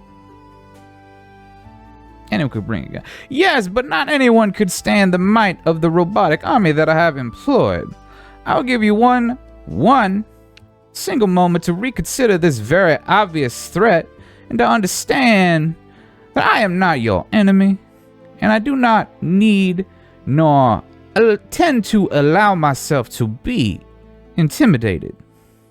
I didn't mean it as a threat. Then what exactly did you mean it, sir? Bob, was it? Delightfully simple name for a delightfully simple fellow. I just want to show you I could bring a gun in. Oh, I'm well aware that anyone could sneak something in. I'm not too worried. He's got like a massive revolver under his... Yeah. No, not even that. He just reaches under his desk and appears to press a button, and then several turrets click down from the ceiling that I couldn't exactly illustrate in this top-down map. But they are now directly pointed at Bob. Now, do you have any... Yes. Now, do you have any further questions? Or do you have any inquiries that are intelligent? And I would recommend you put that gun away. Yes, my lady. Don't mind him. I think there's just, there's something wrong with his brain, I think. Oh, I could certainly tell that. Put down the gun. Definitely yes. not like. Why don't you return that to the security guard where it was intended to go? Also, wasn't pointing at him. He got hit in the head really hard when we were saving that train. When we saved all those innocent people on that train that we saved. CTE is a very serious condition. I have been so informed. My new friend Bob, why don't you return that gun to the store and perhaps wait there? Please wait there. While we adults converse. Thank you. Now, my apologies, little lady, for seeing that show. Well, that's what happens when you pull a gun out in front of the mayor. Yeah, you gotta get shit talked. As Robert leaves the room, the Gatling guns close back up into the ceiling. Now, right? My fine gentlemen, and the lovely missus. Was there anything you wish to ask of me? Well, I was hoping if you had any information about what was the place called? The garden? Oh, Phalite Grove. About the Phalite Grove. The Grove. Concerning the gate and Gate? a possible portal. Portal. Gate. What do you Uh-huh. mean? There's a gate. You know, yeah, the gate when you walk in, that one. The archway. That's a Yes, gate. the archway. You say. Interesting. Why, that's been there since longer than I've been the mayor. It's been there the entire time. This establishment has been around. It's old, older than me, I say. But you say it's a gate. What gives you this impression, if I may ask? I kind of look at the fox and see if it's okay to like say this information. And the fox responds. Out of character, is the Fey Fox and like Fey magic, that's also magic that the space police don't like. Like this mayor wouldn't like if I were to say that I know things about the Fey because I'm a ranger. Well, as of right now, given the amount of encounters that you've had where people are like pointing out how dangerous magic is, it's safe to assume that any form of it, even in this form, while it is sort of frowned upon, but given the nature and the name of the place at the very least, Fey magic is more common here and even on this platform than it is other places on the rocks. This is like a very magic heavy town, and so the populace would also potentially reflect their acceptance of such types of magic. Kraza, you haven't really done an insight check. You don't really understand his point of view on the matter as of right now. But given how lenient Tara was, given how lenient that one, I think Sakara Volin was, you're led to assume that it can vary from person to person. But commonplace here is to treat magic as a normal occurrence. But there appears to be contention of that point from person to person. You don't really know what Cross's point of view is as of right now. Silas does an insight check. And I assume you're trying to tell with an 18. That's really good. What exactly are you trying to get from him? Like read from him?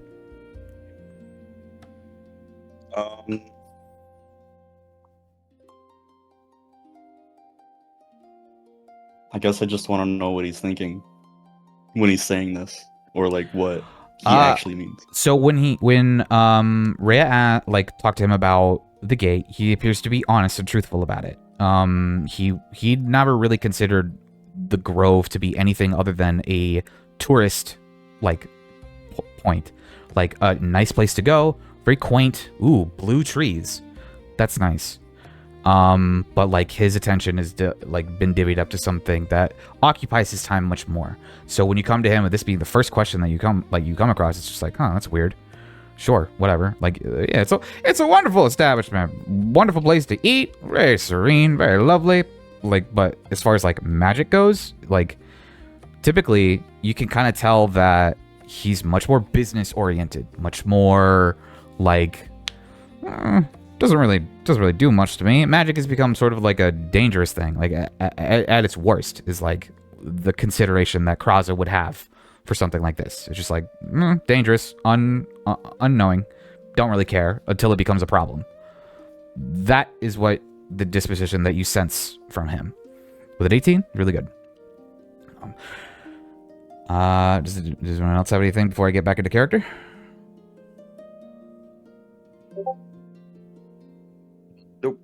Well, Sorry, Ria was in the middle of. Yeah. Yeah. So you communicated with the fox, right? Yes. Smells wrong. Don't trust him.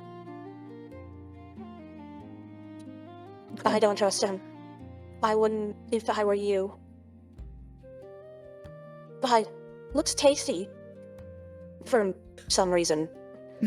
Can we eat him? Are we allowed to eat him? We're not allowed to eat him, right? Right. Right? I telepathically say, not right now, at least. Oh, later then. And she gives you a wink, but then kind of like keeps her eye on Kraza, but then like kind of snuggles up to you. I'm gonna whisper to Rhea that we should probably ask Sasha. I feel like Sasha might know more about what's going on in the town than the business-oriented mayor that's just looking at spreadsheets and money and rewards and stuff. Can you do a sleight of hand check? I know it's not your hand, but I need to see either sleight of hand or stealth, whichever you want. Ooh. You know, I have ears. I know that they're not You can use your visible. inspiration, by the way. If you want. Yeah, do wait, you? Hold on. I'm gonna use my inspiration. Okay. You know, whispering in front of your company is a bit rude. Wanna maybe cue me in on what we're talking about here? Perhaps I can help. I was asking her to see if you had any more work for us, Ah. since we did such a good job saving that train and all. Well, roll deception. It's definitely a deception. I do want to know that. Yeah, it's true. Now that, my dear friend, my new friend, is a wonderful question. As you can see, I know many things about this land. Hold on a second. I know many things about my town that I run. I'll tell you what right now. There's a lot of things for intrepid adventurers such as yourselves to do.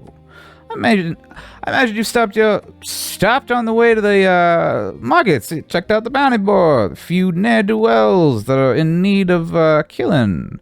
But if there's something special you're looking for, I do have particular favor that y'all could do me. If you don't mind. Would you hear me out? If not, no problem. Right? Yeah, I'm interested. Excellent. Now, there appears to be a bit of a trouble in the mines. You see, a friend of Phalai, a corporation known as Cobble Corp, has relatively recently, moved in and established a good foothold for the corporate interests of the rocks. And, well, I do say their presence here has been mighty generous and mighty beneficial to the people of this community that I run. Now, a good businessman understands when to lend a hand for free and when to expect payment. You understand? Now, with the mine closed, their influence over the town has dwindled. They reported a, shall we say, distasteful occurrence with something they discovered within the mines. You understand? They found something that they were not entirely prepared to deal with. The nature of this, I do not know. They would not tell me. And I do find that a bit annoying, but I'm not one to question the corporate elite, you understand? It would be such a wonderful thing if you were to check out the mines and potentially deal with whatever threat that occurred. Sound good to you? What would you get in return? Oh, why, what else? A nice fat sack of gold. From me to you personally, as well as anything that the Cobble Corporation may feel inclined to give you. I would recommend referring to them first, talking to the head honcho at Cobble Corp. You might want to... Oh, well, down the road, you'll see at the very top might be a bit of a difficult trek for you. It gets a little cold up there, and that, as I understand, is by intention. But if you are to make it all the way there, or you could simply dial this number on a hollow watch that you may or may not possess, that might make the trip a little, the communication effect be a little easier. And he passes you pops out his own hollow watch and digitally sends you a method of communication between the leader of, a person that represents Cobble Corp. I guess Arlen, do you use that? Because you're the one that's been using the hollow watch the most. So he'll just send it to you. Yeah, I'll put in his contact information. Cool. Into my hollow watch. So that occurs. Rhea, what's up?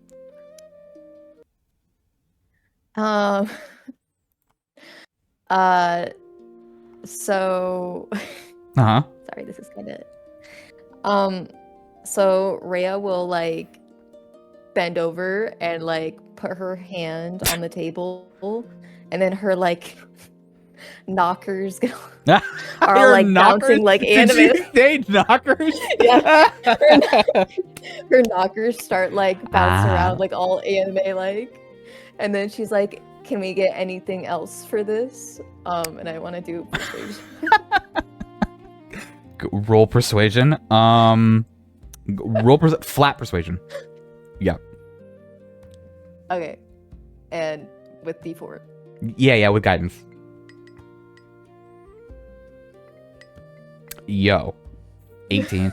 My little lady, I had no idea you were so persuasive.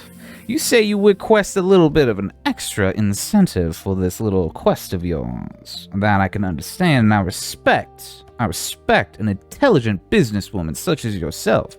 His eyes have not left your chest. They are locked onto them. And it appears, don't you have a cloak of many fashions? Does it like change the way Yes. your outfit looks?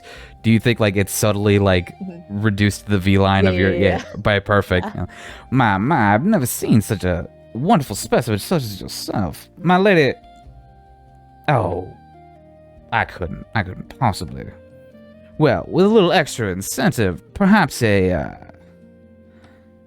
evening with the mayor, a one-on-one, if you will, to get to know each other a little bit better.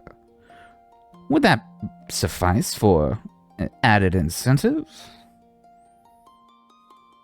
It gives you like a little... Me not wanting to like actually do this, but only doing it out of, you know, whatever benefits we can get from this. So I say yes. Ah, now that's a wonderful thing. I love to hear it. Why don't you and I get together sometime without your esteemed compatriots here? We could talk more about that portal. Perhaps I might be able to help with that. Now, as for the reward, good old-fashioned gold or credits, that'll do. Nice lump sum, if you will. How's that sound? I would point out that we were just on the train and don't really have a lot of gear, and I've noticed how advanced and powerful this mayor's arsenal is. And Yes. maybe he's got something that could help us deal with it, not monetarily, but if he got like a cool gun or anything that maybe he could lend us to go deal with this problem for him. Well, I'm afraid I can't part with any of my ammunition, as so to speak. All this has been handcrafted and designed for this building and this building alone. Well, a lot of it was crafted by our good, technical, marvelous genius, Yebo. He might be able to hook something up for you. How about this? And he gets out his little, gets out a notepad and writes some stuff down. He says, you show that to Yebo. Now, he may be able to find something for you and offer you a significant discount on behalf, and he makes direct eye contact with Red, on behalf of your esteemed mayor. And passes it to Arlen, and then sits back into his chair, kind of like peacocking a little bit with his feathers all plumped up. Yeah, Like that should playing with get his you. custom super space magnum that's like all gold and stuff. Yeah, sure. Yeah, that should be able to get you something potentially good, something potentially helpful from him. Is that all you require? I recommend you would call the head of Cobble Corp as quickly as possible.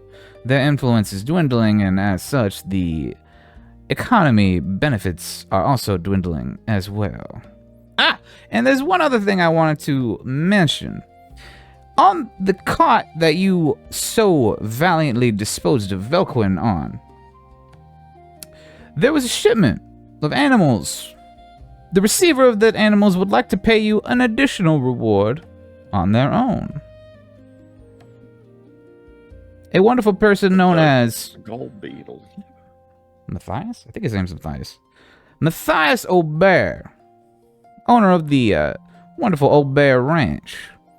He's been making several deals with the Cobble Corp as well, and would like to formally and personally thank you for rescuing his beloved animals. So whenever you feel the need, simply gather and mosey on down to the Old Bear Ranch whenever you have the time.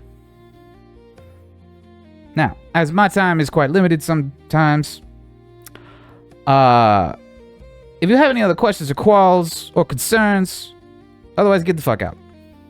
I say so politely. That's literally what he says. Hey, thank you. Bye. Perfect. Little lady makes eye contact with Ray again. I hope to see you again real soon. And then I say, yeah. Okay. Perfect. Sasha has been, well, okay, hold on. Arlen, I would say, because you were the first one, I think. Go ahead and roll perception or insight, whichever you want to roll.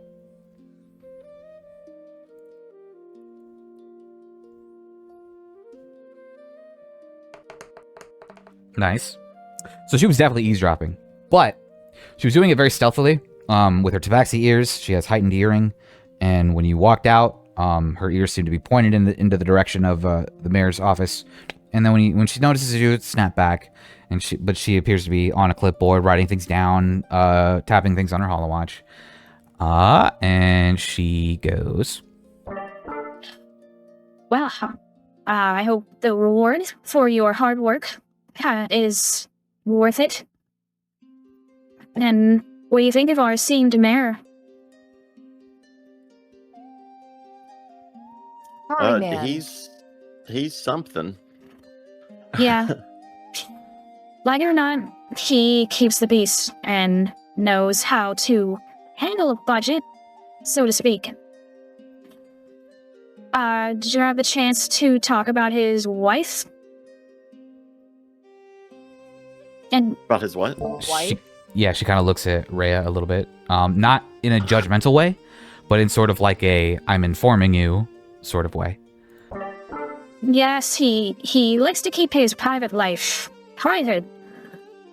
But just letting you all know that he's also betrothed.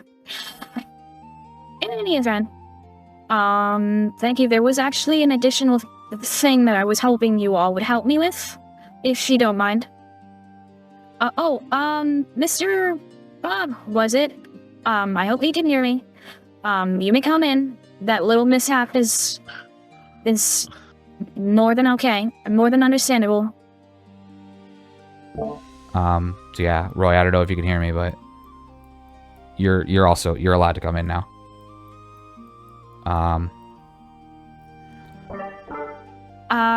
So with you all here, there was a specific request that I was hoping you could potentially do for me.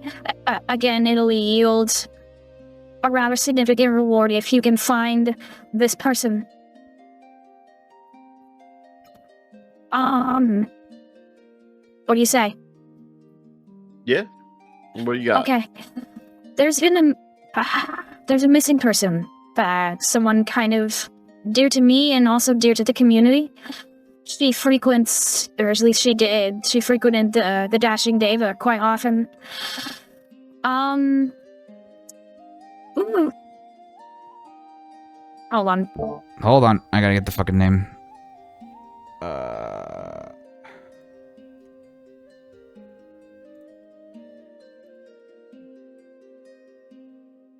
Let me see. Fuck. What was her name?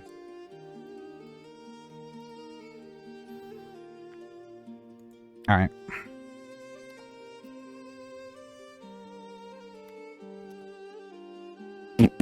Hold on. There we go.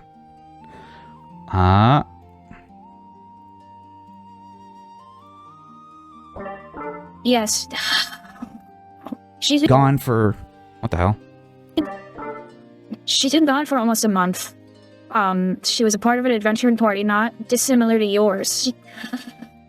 She ventured out east of Phalite into the ruins that no one's really supposed to go to.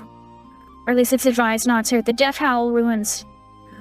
Her mother has been sick with a worry this whole time, and we assume that she is dead. Her name is Alyssa Bloomingdust. She's a cleric of Valoria and a wonderful healer in the community. If you could find her or any sort of trace of her, I'd consider it a personal favor to me. And it would result in, most likely, more gold. And, She pulls out, like, a glasses case. And she pulls out a very, looks like, delicate pair of spectacles. These are magic. I make no ifs, ands, or buts about this. This is an unregistered magic item. And you can have these if you find any trace of her. But I have to warn you, I have to tell you that many adventurers have gone into those ruins in search of some foretold treasure that awaits there. Something very valuable is said to be hidden underneath the ruin. I wouldn't recommend delving too deep in it to search for it, but I understand adventurers do what they do. If you could please find any trace of Alyssa, I'd be very much appreciative, and I will let you have these, along with a hefty sum of gold. 1,000. What do the 1,000 glasses each. do? These allow you to see into the ethereal realm for a short time. They're a little finicky, I'll admit. I've tried them out once or twice. In the right location, they can yield visions of specters and ghosts.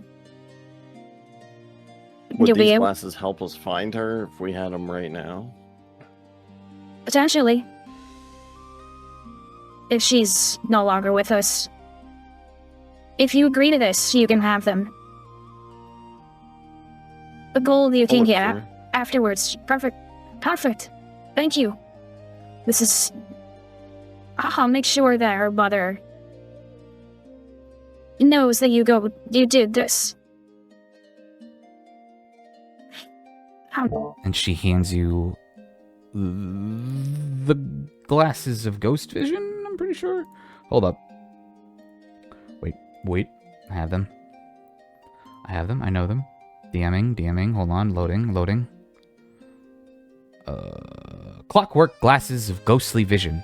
And she hands them to Arlen. So you may have them, you can divvy them up however you wish, but that is the item that she grants you. Hey. I also want to ask Sasha that it sounded like you were fighting with Kraza when we interrupted. Is there anything that I need to know about that? Oh, that is a regular occurrence between me and him. Our confrontations tend to keep the peace. If they don't happen here, in this building, they will happen somewhere else. Nicholas is the light and dark of the universe. He takes care of the shady business, and I try to keep things in the light. And she motions towards the robotic clerks and the security guards. These are our wonderful things in the middle. It was a hasty decision to allow them to make decisions regarding law offenses, and a point of contention in our town that is still heavily debated. But we must make concessions where we need, if that makes any sense at all. Rest assured, a functioning town, however hobbled, still functions. You don't need to worry about anything like that as of right now. Thank you. We'll be okay. And Sasha, is there anything that you can tell us about what might have shut down the Cobble Court mine before we call the Cobble Corps representative? No, I'm afraid that any information that was given was... They were very secretive about what occurred. I only know that several of their miners, and a few of their officers were killed. The mine hasn't been open since... frankly, it's been a few months since that occurred. The only thing we know is that without the mine, Cobble Corp is finding it less lucrative to stay here, which their departure would have an effect on our economy and will ultimately trickle down to the members of our community. It's not good, to say the least. If we can get the mine up and running, it wouldn't just be a corporate benefactor. It would benefit our community. But as far as what's there, what killed them, I can't say, because Cobble Corp didn't say. And everyone's too scared to venture in. Did that make sense? Was that legible at all? Yeah. Okay, cool. I don't think I have any more questions for Sasha then. Thank you. Okay. Thank you, Anybody guys. else does? Oh, wait, before you go. And she like digitally sends her contact information to your Hollow Watch. So like I don't know if there's like if we could just remember this, but it's like custom item of like number to Cobble Corp rep, number to Sasha. You notice that Kraza didn't give you one for him. Okay. But yes. I added the Cobble Core as a chit item. Okay, but I'll perfect. add her too. Perfect. All right. Is there anything I can help you guys before you go? Would you happen to have any information on either Phalion or Krellick? Phalion. Yes, you checked out the bounty board, I assume. Phalion, if I remember correctly, is the stealthy type. I assume you're going after the bounty? Yes. No, Phalion, he's a wizard of some kind of spellcaster. The last I've heard of him, he was looking for a place to settle outside of town. His magic has a very distinct, almost aroma to it. That's all I recall. Now, Krellick I know more about. Krellick's are the real nuisance here, not just on this platform, but around Juniper. He's stealthy. His blatant disregard for people's lives. One say he's some kind of psychopath. But he's not. One thing you should keep in mind, when he was last spotted, he wasn't alone. He had a group. If I understand correctly, he also had a ship, which is hard to come by for a killer such as him.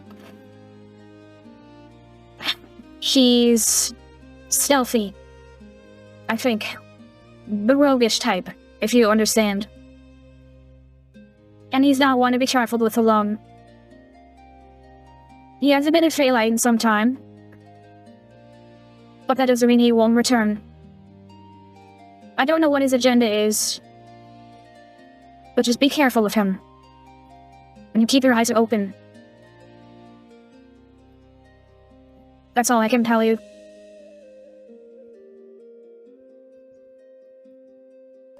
Again, I hope that made sense. We appreciate the information. Of course, I'll tell you everything I can.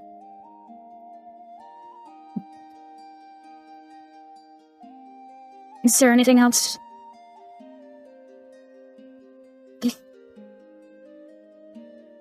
Anything else I can help you with?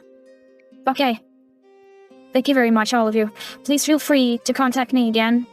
And I'll contact you. I hope it's okay if I do that. If there are any more requests that the community might have of adventurers such as you. For now, I think you guys will be... You should actually get a long rest in. Or you should get a rest in. I can't recommend any place better than the Dashing Deva down at Rosemaryville. A wonderful place to stay, with amazing company. Though be wary of a particular goblin that might be dwelling there. It's I understand he is a bit of a ne'er-do-well himself. What's his name? He chooses to keep that information himself. But the locals refer to him as the Godfather. I know. Yes. He's quite the capricious sort. But in my personal opinion, she's a beneficial presence. Much like the mayor, he operates in the shadows. But unlike the mayor, I think he actually cares about the community. So to speak, in his own way. Okay, Am I we'll around? keep it in mind. Thank you. Again, my office is always open, and my number is always available. Thank you, Sasha. Goodbye. Goodbye. Have a wonderful evening. And then, yeah, you guys make your way out. Oh, Arlen. Whoa. And then you zip right over to the sealed hatch. Okay. So what you observe appears to be what it looks like on the map. It looks like a wooden hatch that appears to have stains about it. Perception. What are you trying to perceive, Arlen? This appears to be some type of substance all over the hatches Yeah, of the that's dry- cellar door outside the mayor's residence. Yeah, that's dried blood. That's certainly dried blood. Is like the door locked? Yes. Can I open it and peer inside? You can. It appears to be locked. You pull on the door, the hinges to the door. Absolutely stuck. Doesn't even budge. And there's nobody around. Like there's no windows in the building that they can see. With us the out of, perception like, check like that, you don't sense anybody. There's no windows. The building appears to be like pretty secure. There's no windows around. Pretty off in the corner. Yeah. Don't, Bob. Let's shoot don't it. You have some lock picking tools from the train. Yeah, he does have these tools. I forgot I was a rogue. Yeah. Yeah. All right. Do you want to pick the lock? Barbarian rogue. You could certainly try. Also, in my perception, was there any noise coming from down there? Like, does it sound like anybody might be down there? You hear nothing. Yeah, with a perception like that, you even lean close. So you don't have to roll, Bob, because when you try to find the lock, any sort of mechanism that's in there, you can't see anything. It looks like a door that's just closed and won't open. There's no lockpick. There's nothing there. Not advantage, my bad. I didn't read it right. I feel like it makes sense for you to have advantage. You probably you have like plus. There's nothing. No, just the hinges won't open. Plus 10 on lock. Yeah, you have an insane advantage, but you can't find anything to open the lock.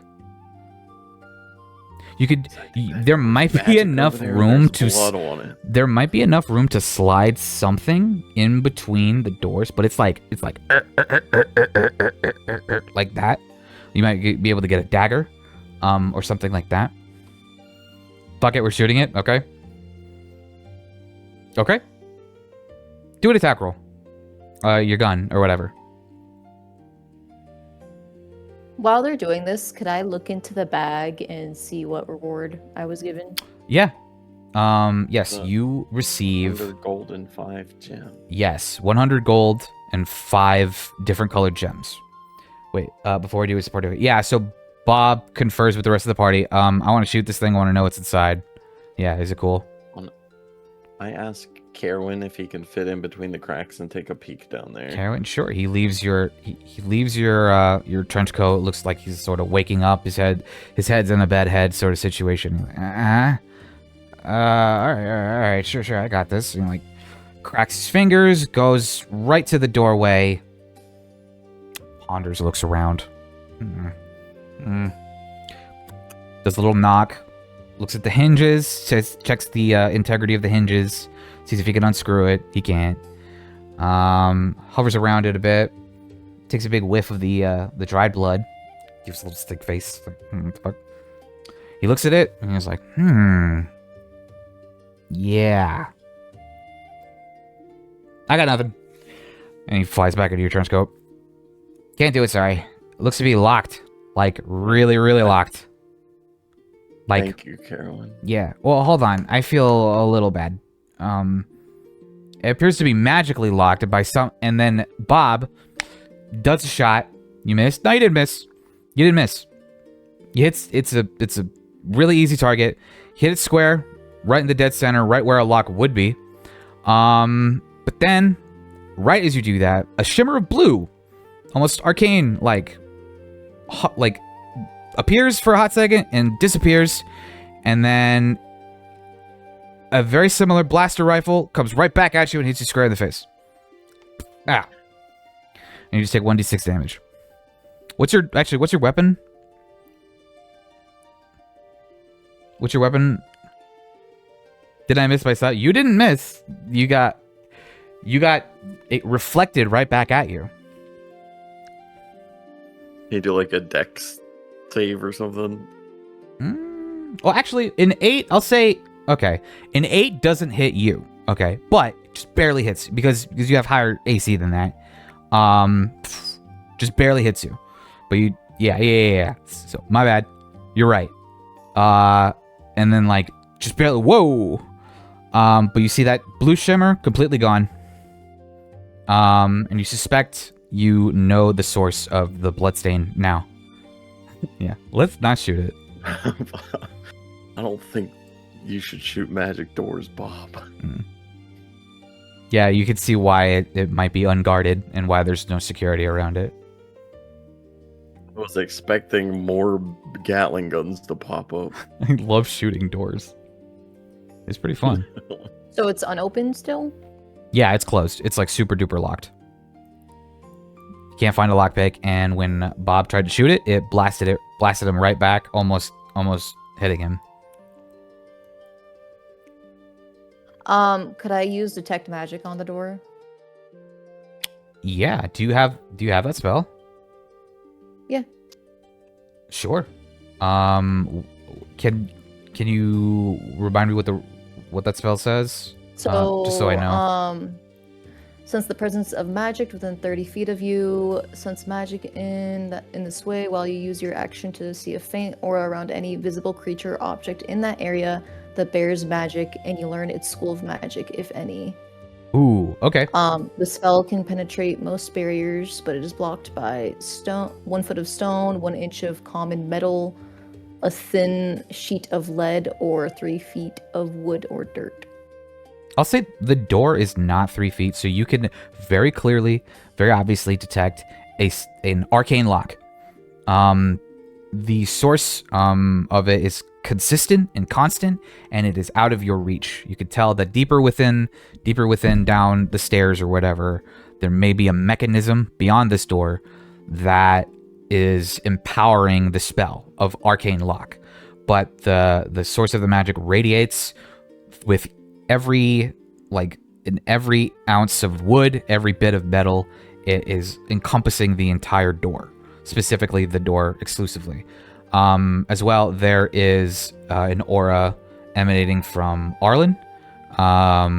His glasses were specifically appear to be necromantic in essence, and as well as Arlen's just typical aura of Fae around him. Yeah, well, that's the glasses that you just received. Yeah. I meant to say something about those glasses.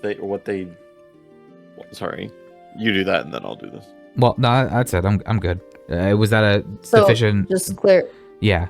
Just clarification. There's a mechanism creating this. It appears so. Yeah. To your magical detection, there is something deeper, pretty far into the down, that is generating an arcane lock spell. I can't remember what like school it is. I'm pretty sure it's like enchantment or something. What? I'll relay this information back to all of them. Okay. So. Can you try to remember? So what is the Sure. History. Sorry. Give me a history check. No, go ahead, Arlen. What is the ethereal plane? This is out of character. So, the ethereal plane is another dimension very similar to the Feywilds or Avernus, where it's like a dimension, a state of existence that is layered on top of reality. Bob, you don't remember shit. You don't remember dick. But essentially, the ethereal plane, while still separate, is very much closer to the material plane than every other dimension. So often you'll see people accidentally cross into the ethereal plane, or more magically sensitive people are able to, on their own, through their own volition, or sometimes not, gaze into the ethereal plane. Typically, it's where the dead tend to exist, or those stuck with unfinished business. So if like a place is haunted, or even a graveyard where there are people who cannot venture on into other planes of existence, their souls will remain in the ethereal plane in an attempt to maintain connected to their old lives. With the glasses, you can vaguely see into that, through that veil. The ethereal plane looks... Speak with them or anything? No, because it only grants vision. If you have a way of communicating with them, like non-verbally, you might be able to talk to ghosts. But you'll be able to see into the ethereal plane. Yes. Does anybody in our party have like speak with dead, or anything that I don't know. would allow them to? Like maybe Silas? Speak with dead is certainly a cool spell. A level 3 spell. You have speak with dead? No, it's a level 3 spell, I'm pretty sure. I wouldn't have it. Oh, okay. You don't have it. Okay. I don't think we can have it yet. So Not I'll yet. just hold on to the glasses myself. Unless you find an item. Then. Yeah, unless you find Right. or potentially request an item that can accomplish that. Yeah. What's up? Hold on, give me a second. Rhea has speak with dead. Rhea has 1 million spell. Yeah. she's No, super but powerful. I think there's a channel divinity that says something about undead. Give me a second to read it. I mean, you're more than welcome to the glasses if you just want them to hold on to. Wait, what? Hold on. Sorry, I probably missed something. So, why are you giving the glasses away? Because they let you see dead spirits that are into the ethereal. So I figured if somebody could speak with the Oh. dead, then they should probably also see who they're talking to. Silas, do you know sign language? Does your character know sign language? My character? Yeah. Yeah. I know sign language and thieves can't. If a spirit knows sign language, you can communicate it with it that way. Just to put this into perspective for everybody, with my spell for detect languages or whatever, comprehend languages, I know every single language. Yes, but Because I've taken the ones that don't work on as my actual ones that I know. oh, no, that's true. The only problem would be that the ghosts, if you have no method of communication like to be established, or if you don't have speak with dead, you can only see them. You won't be able to hear them. They might say words. You could try and like lip read, I'll say. But you won't be able to hear anything they say, regardless of what language they speak or what language you understand. So unless you could establish a non-verbal method of communication, or you gain the spell Wait, speak with hold dead. on. Yeah. Speak with dead works on corpses. It doesn't have anything to do with it being a ghost or not. If it's just a spectral thing, it's just there as an entity already. That's true, but I thought it would be cool. It would be a cool workaround to the vision that is only I provided. mean, if that's the way you want to flavor it, you yeah, can. I don't hate that idea that if you have the spell and you see a dead, like you can talk with it. But the words will be, yeah, basically, I don't know how else to put it, but like the words will be echoed within your mind. The nature of the spell grants you that sort of telepathic connection to the spirit. I think that's okay. I think that's totally fine. In addition to it working normally. So I don't hate that. I think it's cool.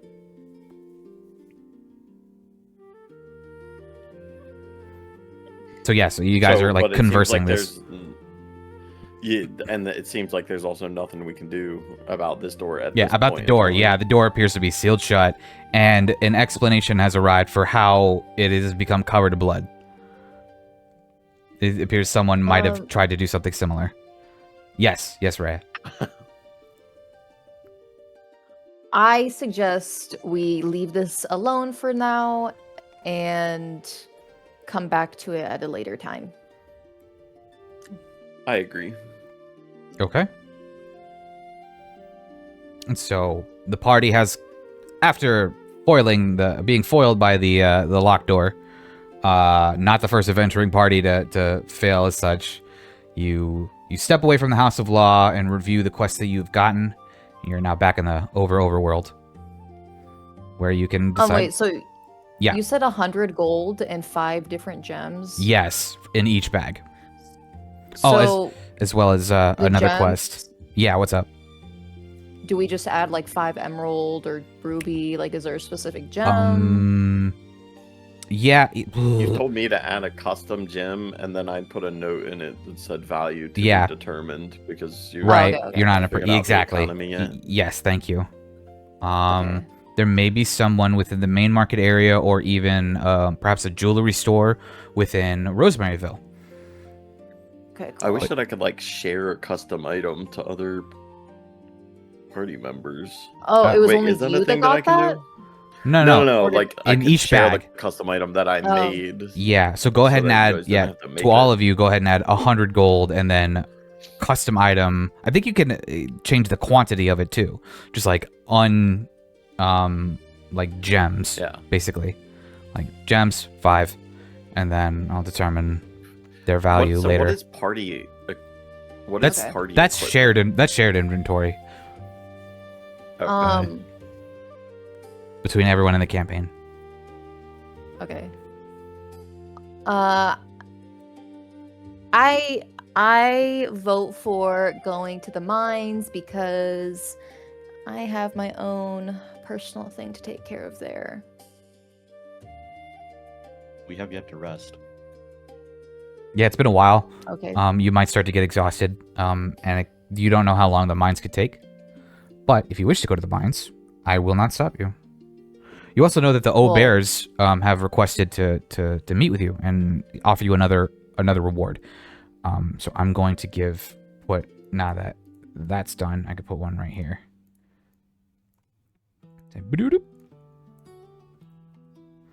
But up to you Okay. guys. I think we should rest before we go into the mines because we know there's going to be a fight there or something, right? Because the mines are Surely. shut down.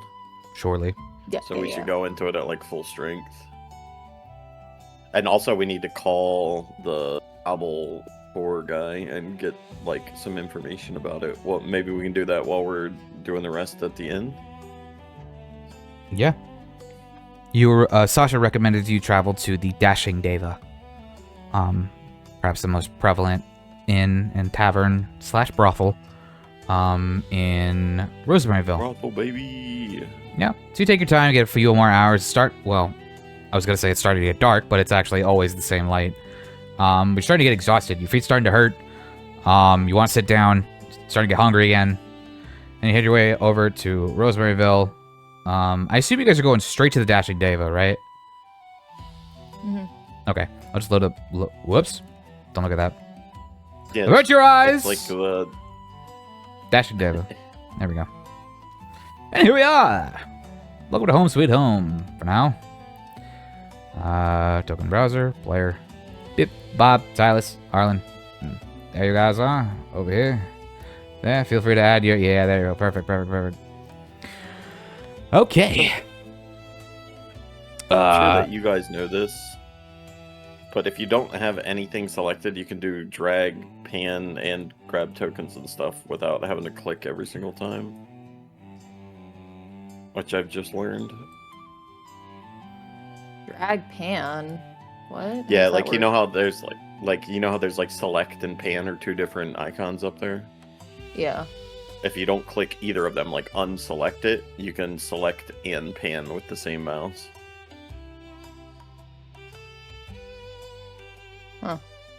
All right, so as you get a picturesque view of this like quaint, very heavily lit within the inside, like very tall building. Kind of dwarfs the House of Law a little bit. But what you feel is a homeliness and a warmth that you were not expecting upon an asteroid. You are greeted by a gorgeous woman. Who introduces herself as Vanessa Turek, otherwise known as the Mistress of the Deva. And I'm gonna pick another voice that hopefully works for this character. Let's try this one. Good evening, good evening. And what can I do for you four intrepid, lovely-looking people? Here for a room, here for some food, perhaps? Yeah. Or here for a little fun. We need a bed, we've got lots of those. We've got a fair bit of those. Definitely a bed and a shower, I think. Tired adventures, you wouldn't happen to be the ones that just got off the train, eh? You just got here? We Oh, are. please. Wonderful! Thank you so much for choosing the Dashing Deva. And as a thank you for your services that you've already done, you may stay here a week for free. Oh, I don't want any money from you thank right you now. so much. If you wish to partake in the food, you will be charged at a discount. I want to thank you all personally. No shared rooms, absolutely not. No, sir, not for distinguished guests such as yourself. Distinguished, excuse me. You may stay in one of the rooms that are available. Either you can go upstairs, where they are simply ordinary inns, through the door over there, or you may stay with one of our esteemed courtesans they'll show you a night that you will never forget. You have to discuss with them what their rates are. I do not impose my will upon them in that way whatsoever. I'm afraid I have no power in that, but if you wish to talk to them, and if you wish to spend time with them, I'm more than happy to introduce you.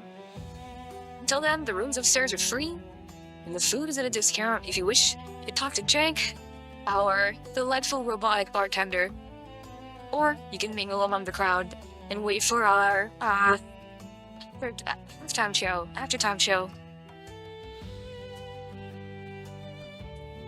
The halftime show. Are we doing like cabaret up here? It's something like that, yeah. You could see, like, from the setting that the stage is pretty prevalent within the bar itself. It looks like occasionally they perform either music or some kind of show. It looks like, let's see, whoever wants to observe, can you give me either a perception or an arcana check? If you wish to know more about the stage itself. If not, we can move on. Percept. Okay. Arlen with So a 13. what is my... Yeah, what's up? Go on. What's the passive perception stuff? So, like, if... It's sort of like how it is in Baldur's Gate 3, where if you're just walking around and I want something to sort of happen, but I don't want... Like, I haven't really done it. I haven't really relied on it as of right now. But if you're not if you're not actively searching for something, it's just like something that occurs. With higher wisdom, I think it's like it's better. As of like baseline wisdom, it's like 50-50. But it's like if something just happens and you're not really looking for it, like a sort of an ambush situation or like a tripwire, something like that. That would be where your passive perception comes in play. Yeah. Arlen. So you know, okay. Ooh, that's bad. You don't see shit. You don't really. You see, there's like technology up in the corner of the stage. You don't really know what it does. You see the piano. The piano looks fancy. Arlen, your familiarity with technology is growing by the day, especially with your operation of the HoloWatch. You could see something similar to your HoloWatch, actually, a minor illusion display. While it could shoot out light, it can focus in and spotlight a single target. It also has the ability to create fantastical illusions that can dance upon the stage while not imposing any sort of weight or anything like that, like a minor illusion. you can assess that they are most likely used for entertainment purposes, as well as assisting performances. So yeah, that's something that occurs on the stage. What do you guys do? You're here. You see, there's a handful of guests. Some of them are eating at the table patiently. Some of them are just talking about. Some of them are probably waiting for courtesans to pick them up, and others are just minding their own business. What do you guys do? I'm gonna run by Jank the bartender and get a space beer. Good And evening. then call dibs on my room. Of course. One, would you like a stout beer, a lager, or an ale? These are just. Are they gonna do anything for me? No. Do they... No. There's really no Okay. difference. It's just he's just being a Give bartender. me whatever's Yeah. on tap, bartender. Perfect. All right. He grabs the beer. It's like, all right. Now I understand that you have a discount. That'll be 10 gold. They said it was free. Did they? They said it was on the house. Oh, my mistake. And he like just forgets whatever he was doing and then passes the beer anyway. There you are on the house. Come back whenever you wish. See, it's cool because he's a janky bartender. Can So we, if I fuck up on the dialogue, it's just him being weird. and being janky. You said there was like cheap food here too. That's right. Yeah. But the house today wants you to eat for free. They'll let you sleep for free for a week. So can we refill hunger nurse or what? Hunger Yeah, you can get. tips? Yeah, that's right. You can get rations. You get so basically like fill it all the way back up if you wish. Yeah. Uh, On the house. Can Thanks, I order Jake. 2 shots? 2 shots of what? He pulls out a gun. No, I'm just kidding. I'm just kidding. No, he does like a little like Oh. 2 shots there. Hey, there you go, little lady. Of, you know, Oh, of the course. strongest alcohol. Oh, is that right? 2 shots, you say? Mhm. He goes and checks the. How about this? A devil's daiquiri. He just pours 2 shot glasses of this like looks to be like shimmering red liquid. That'll knock on your ass, eh? 2 more shots for you right there. Those little finger guns. Anything else I can do and for you, then little lady? Nope, that'll be it. And then I down that immediately right in front of him. Hot diggity and walk dog. away. Not bad. Yeah, and you mosey on. Do a Constitution saving throw for me real quick, Rhea. Okay.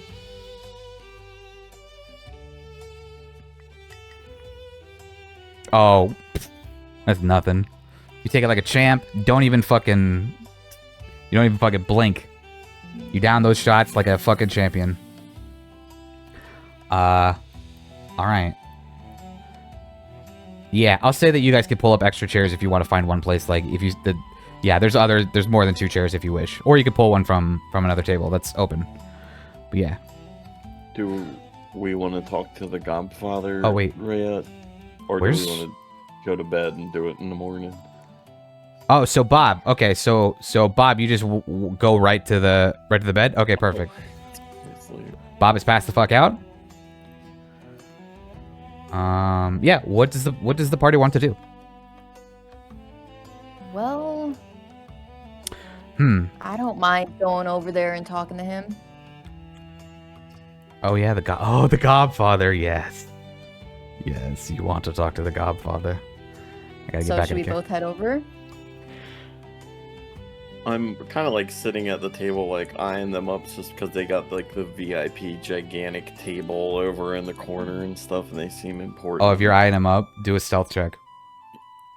Let's start. Can I just do perception? I'm not like sneakily. I'm just kind of like drinking my Okay. beer and looking around Sure. like you would like at Can a you bar. can you do me a favor and do both? Yeah. Perception, you perceive them very well. So they're might be able to actually hear them. You are not super stealthy about it though. So the conversation goes as this. The influence has become a problem. We need to be able to deal with this threat as soon as possible. Vibo pipes up and goes, yeah, boss, yeah. I know, I have a friend. I have a friend who might be able to do it. Grick then pops up and goes, well, I could do it. Just conk him on the head. It'd be real easy. The Godfather goes, now I understand that might... And then he sees you staring right at them. And kind of narrows his eyes a little bit. And then ponders something really fast. Like, And he issues a little like, come here. And he's just making dead eye contact with you. I see you have a passing interest. I know that I got busted staring like people watching, so Yeah. I just like nod my head and like, sorry, I was just snooping or just minding your business. No, it's okay. Do I hear this, by the way? If you want to, do a perception check. You're sitting next to me. Like he Yeah. could have gestured to both of us. So, like, you see Arlen get up and kind of, like, embarrassingly, like, walk over. You did not hear anything that he had to say. Yeah, with a 10. No, you don't hear it. But you do see Arlen kind of sheepishly get up and, like, go over. And And I you rolled a history too. Do I Yeah. know him or recognize well, him? you assume, like, you could see that it was the goblin that Sasha was talking about. As for his influence or anything like that, you don't know. You know more. You know about goblins. This appears to be, a more civilized group. You're more used to them being like savages, or even like just like instantly violent. Seeing them in a tavern and in a civilized setting is a little new to you. But, when in Rome, and when in Phalite, this just seems to be the time, seems to be here. Rhea, you see Arlen go over and kind of strike up a conversation with them. What do you do now that you've been left at the table? And Silas, what do you do? I want to make sure you get enough time too. I will continue sitting in my chair, but I'll kind of like look over occasionally just to like see, their body movements and facial expressions, and Okay. if Arlen needs help, I'll like walk over. Okay. Are you gonna attempt to eavesdrop again? You might be able to hear them if you continuously try. Well, Okay. Okay. I'll try again. Yeah, Silas. Am I allowed to freely go in here? Yeah, Wait. you totally can. Damn it. 11. Wow. You I'll try again later. you improved by Like, 1 wall point. off? So one stairs leads downstairs. Well, I mean, like, can people see me right here? As of right now, through the doorway, no, there's no one there.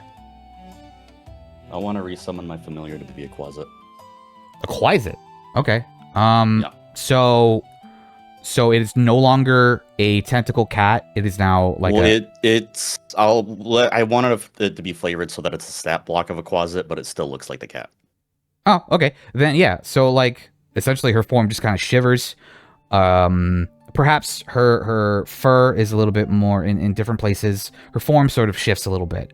Instead of tentacles coming out of her, there's a long, her tail is transformed into a long, almost like displacer beast looking tail, which she can use to gain invisibility.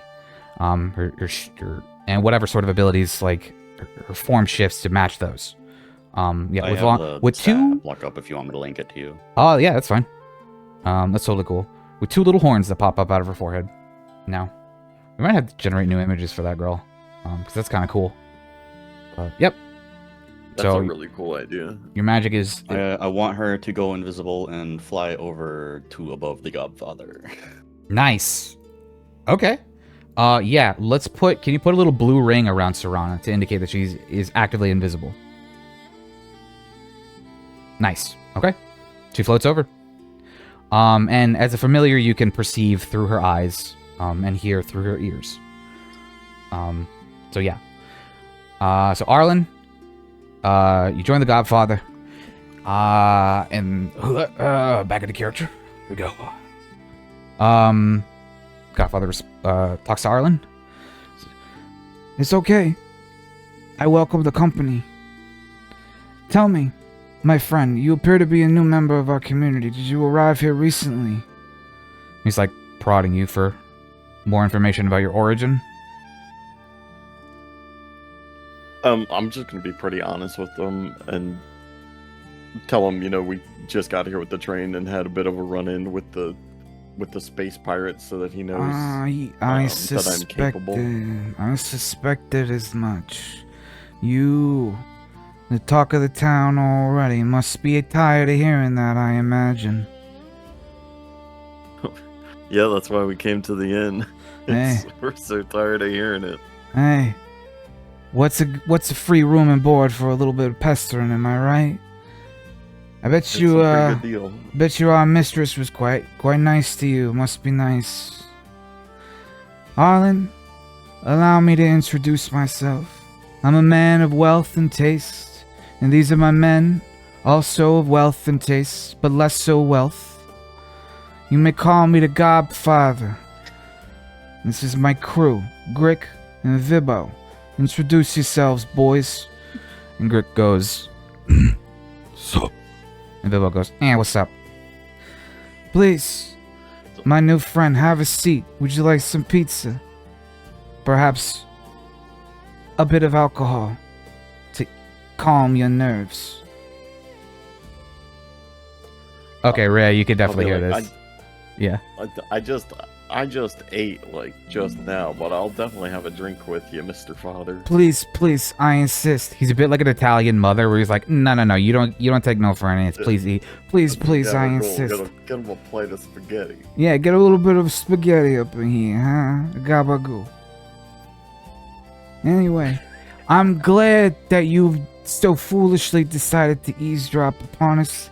Forgive any sort of, trepidation I might have caused you. You see, I was looking forward to meeting you and your crew, as I understand that there were 4 members of this heroic group of yours. May I inquire as to the location of which these other party members exist? I just kind of raise my hands and gesture around vaguely, like everybody's just kind of getting situated in here, but I'm sure they're around. Of course. Well, I would hope that you relay any important information that you receive here to them. Groups often are stronger when they are together, a fact of which I was so painfully informed earlier in my youth. Now, yes. What information would you like for me to relay to them? Oh. Do you have some type of proposition for me? Well, for one, I would like you to relay my personal thanks for dispatching that awful person, Velquin. You see, he was quite a detriment to my beloved community. And I would like to extend my thank yous to you and your group, first of all. And second, if you are in the ways of being ever so more helpful, perhaps I could interest you in a bit of a proposition, if you will. I'm interested in that. I'm also curious about, everybody seemed to hate Velquin, which he was definitely an asshole, but what was he doing to the people of Phalite? Was he like most certainly pirating them and stealing from them? Oh, most certainly. Not only that, he was a frequent cruel murderer, killing for pleasure, stealing from those who ought not be stolen from, myself included, as well as just being a general nuisance. Why, somehow... Was he from here? I believe so.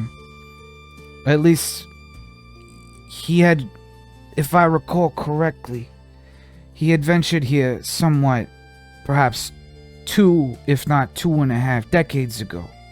A frequent member of this here establishment. But this was before my time, you understand. But yes, he was from here. Before that, I couldn't say. But, I tell you, He turned his back on the community that raised him so well, rather quickly upon receiving new power. You understand? He acquired some sort of item that caused him, our community, great distress, if you understand. Yeah, he seemed quite distressing. No, indeed. He summoned a tentacle monster Ye- somehow. Indeed, I had no idea his power had grown so heavy. You're lucky to have gotten out alive. Silas, insight check. Okay, what are you trying to determine? You cut out. I did? What are you trying to... Yeah, what are you trying to learn? If the item he's talking about is the orb that I picked up. You suspect it is. It's not the first time that you've heard, like, it seems to be like a one-to-one, people referencing that he was kind of a regular bad guy, like a typical bandit. Somebody just robs, like, you know, crossroads and shit. But then, a shift occurred when he gained access to magical powers. And you could determine that that's a pretty frequent thing that people mentioned, was like, he was bad enough, but when he got this ability to teleport, he just became unstoppable and a monster, like even more of a monster. Typical getting drunk with power. But yes, you suspect that it is the nether orb that the Godfather and as well as Sasha and Tara are referring to. Noted. Yeah. Now, So I'm interested in this proposition that you have. of course. So, I imagine you paid our esteemed mayor a visit. Am I wrong? Yeah, we were there. Quite the character, isn't he? Vivo kind of giggles a little bit. And yeah, I'm kind of chuckling while I'm like, you could say that.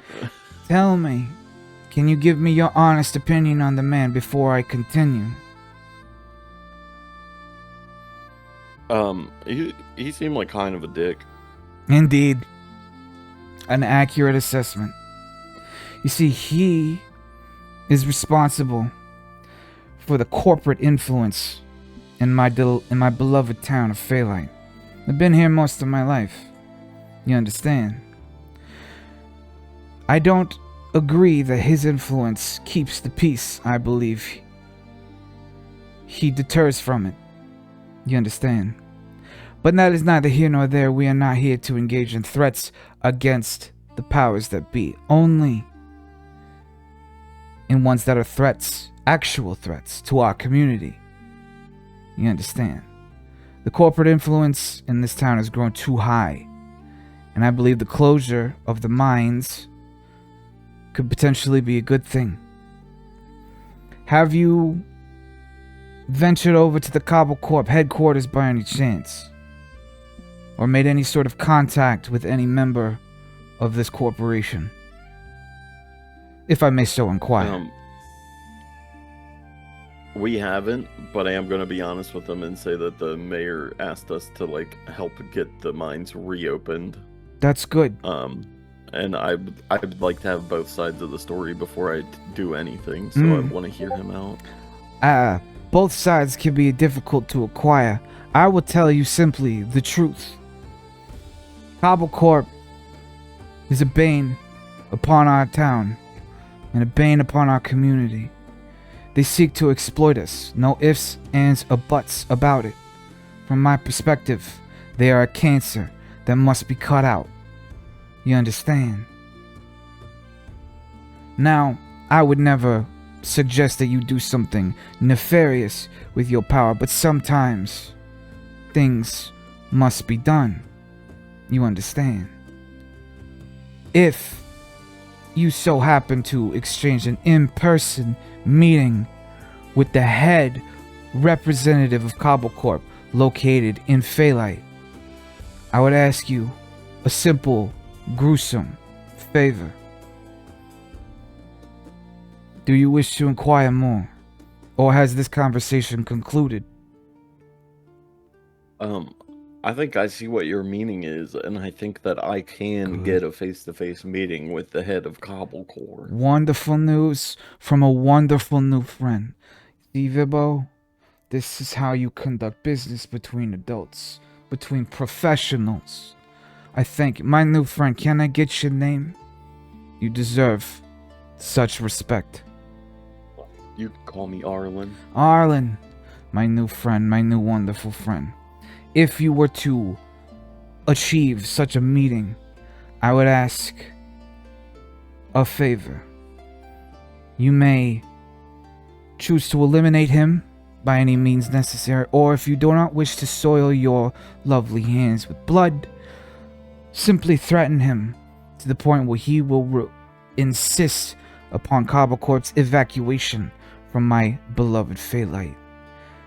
Now, as with many of these corporate dickhead types, they may be incredibly susceptible to intimidation. Alas, folks like me, Grick, and Vibo, as well as other members of my crew, are barred from entry, and they will sick their robotic hounds upon us soon as we step into the premises. As you can see, this is why we have not taken it upon ourselves to rid our town of them sooner. But you could get in. Easy peasy, no problem. Past their little hounds of hell. Ooh, that's bad. That's rough. That's rough, buddy. And, Oh, with the 16, you can zero in on there, so you don't have to. You can hear this. Oh, okay. Yeah. I would ask a simple favor. Ouch, Silas. Doesn't matter what it is. You can't tell. Where the fuck was I? Wait. I'm using my yarn dog. Ah, nice. Okay. Use a charge. You succeed instead. What are you trying to I want to know if insight? his intentions are actually as he says they are. He believes what he's saying with 100% clarity. He is worried. Honestly, since it's a fucking you used your patron ability, this insight you gain enough to understand that he might be underselling the security a little bit. Like he seemed to like it's fucking bad. It's like you can tell that he's like actually worried about it. And he's worried about Arlen. While a cold, exterior, you sense actual compassion. Something you did not read from Kraza. But he actually gives a fuck. But he understands an opportunity when he sees it when talking to Arlen. So yes, he's being truthful. Now where was I? Yes, you do not have to kill him. It is not. A death will not be incumbent upon your reward. But if you were to intimidate him enough to exorcise this cancer from my town, I would consider it a personal favor and an invitation to a life. To leave by any means. Precisely. Now, I will not complain too badly if you were to somehow permanently eliminate this threat. But I will mention that the residents of the Cobblecorp facilities, as well as any sort of influence they might have off this asteroid, I understand they have a large presence in Yulion, one of the moons of Juniper. There may potentially be repercussions for this act, of which I am more than inclined to assist you with, be it finding locations with which to hide out, or backup in case they send their corporate hired assassins upon you. Please understand, this is a very real possibility should this favor result in the untimely yet deserved demise of the head of the Cobblecorp facilities. Yes.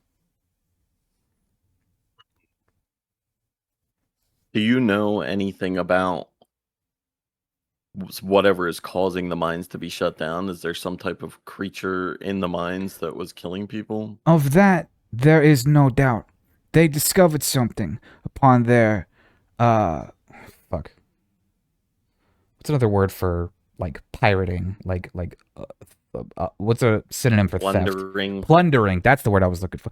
Upon their plundering of our town's resources. They seem to have discovered something they had not intended to discover. The nature of this is unknown, unfortunately. We do know it is incredibly deadly, even for a pack of highly trained professionals such as yourself. I would recommend caution if you decide to try and get the mines back up and running. Last time there was someone who ventured... go on, please. I don't mind. It seems like if we confront whatever's in there, that will give us a meeting with this executive. Indeed. That would certainly guarantee it, I imagine. But if you don't wish to attempt this yet, you may be able to get a one-on-one audience if you are able to communicate with them somehow, through technological means or otherwise. My personal favorite, you know you didn't ask, but my personal favorite is using magic to communicate with them, only not informing them that you are just a regular person using magic. Sometimes I like to convince people that I am a ghost haunting them. It has happened once or twice, but if you keep doing it to the same person, they're probably not going to fall for it. And I've done it to him several times, so he might not fall for it. But I will say, Pretend to be a ghost. yeah, I would advise against that, seeing as I have already spoiled that option for you. However, I will admit that it is definitely worth it. In any event, Well, yes, Mr. Father, I'm definitely interested in this, but I please. I need to You may call me Gob. brainstorm how to Mr. Gob.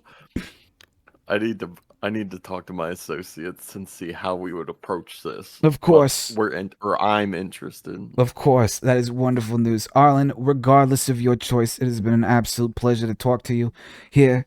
And he, digitally sends you another HoloWatch number. If at any point you wish to further discuss any sort of favors that I may be able to do for you, or that you may be able to do for me for monetary benefit, feel free to ring me up. I may sometimes be busy and Grick might answer the phone. He's not a very charismatic bugbear, but he is direct nonetheless. I hope you have a pleasant evening and enjoy your stay at the delightful Dashing Deva. Hell yeah. I kind of squeeze past Grix and give him a weird, awkward handshake. Oh yeah, of course. Doesn't Yeah, move and he at does all. like... He's just Yeah. squaring up in front Oh of him. no, Grick kind of shoves his chair a little bit, but he's stuck in his gut. He's like, all right, and then Gob does like a double handshake, like it's been an absolute pleasure, and he does like a very Godfather sort of moving, like, all right, now back to our business at hand. I Arlen, get another drink off the table before I start wandering off. yeah, and then as you leave, you can see the Godfather activate something underneath the table. And then all of a sudden, any sound that was happening, any sort of discussion, is completely muted. Serana can still perceive what's being said, and she's not detected. But Arlen, Rhea, as well as anybody outside that, you cannot hear anything that's going on. Wait, so what? What did they just do? He just activated a deafening dome. Yeah, Serana can hear it. Like from Dune. Yeah, something like that.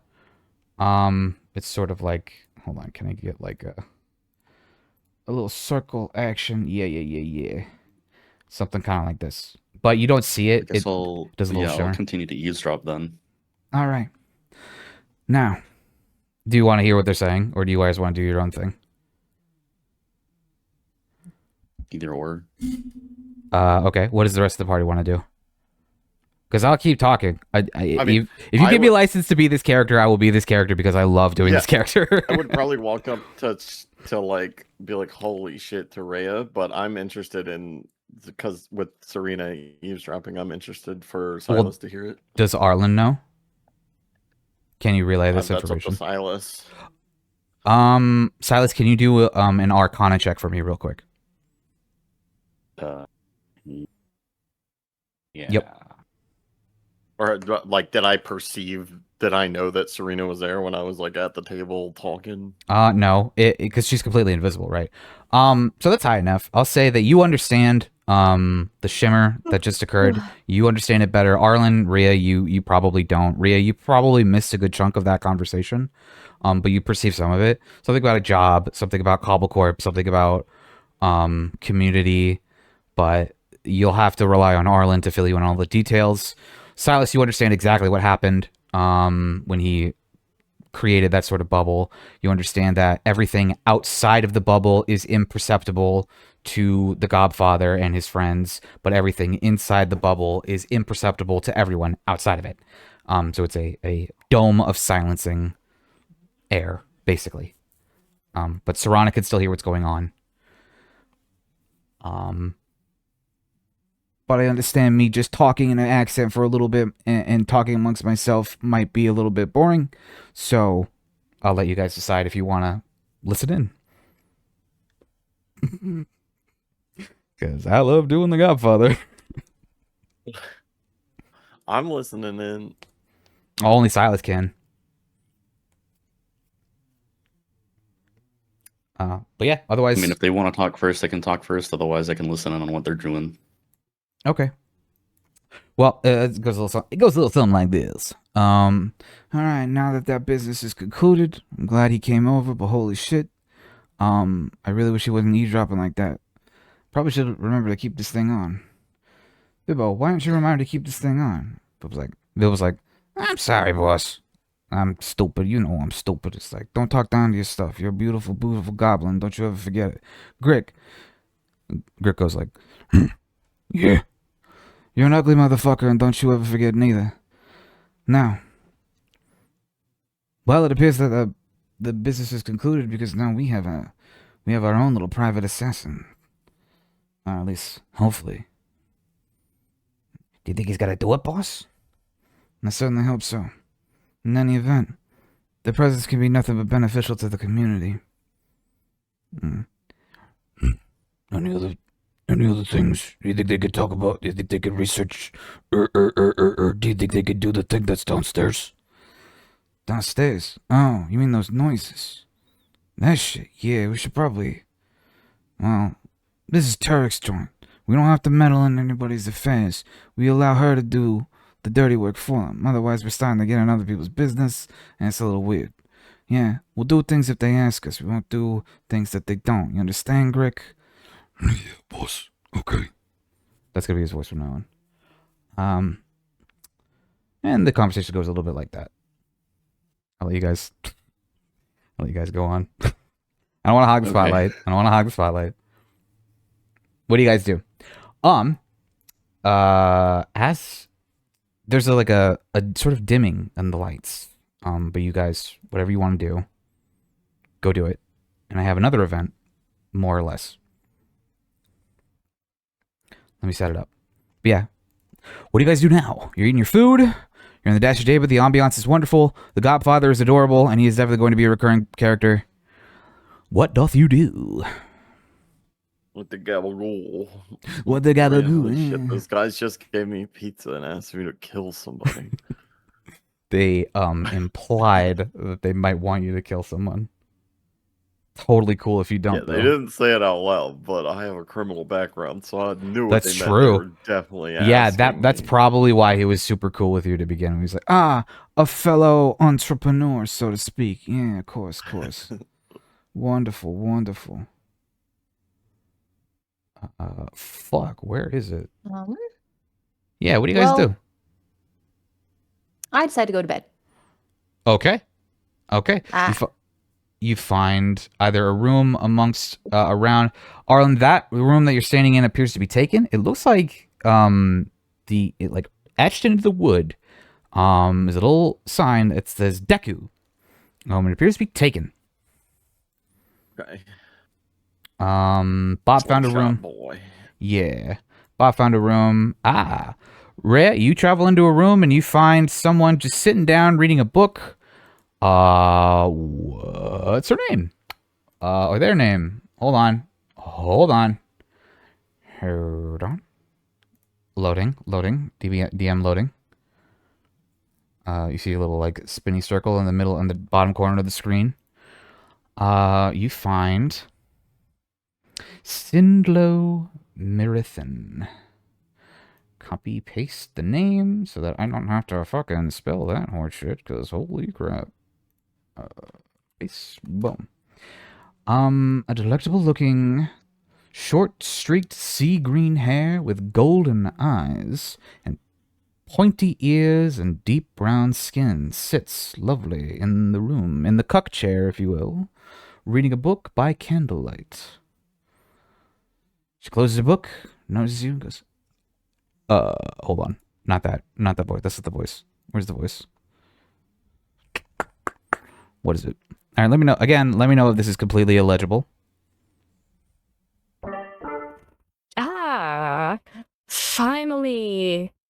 Are you my guest for this evening, by any chance? Yes, I am. Marvelous. Oh, I love when a beautiful woman walks into my parlor. Tell me, my lovely, lovely dear, what is your name?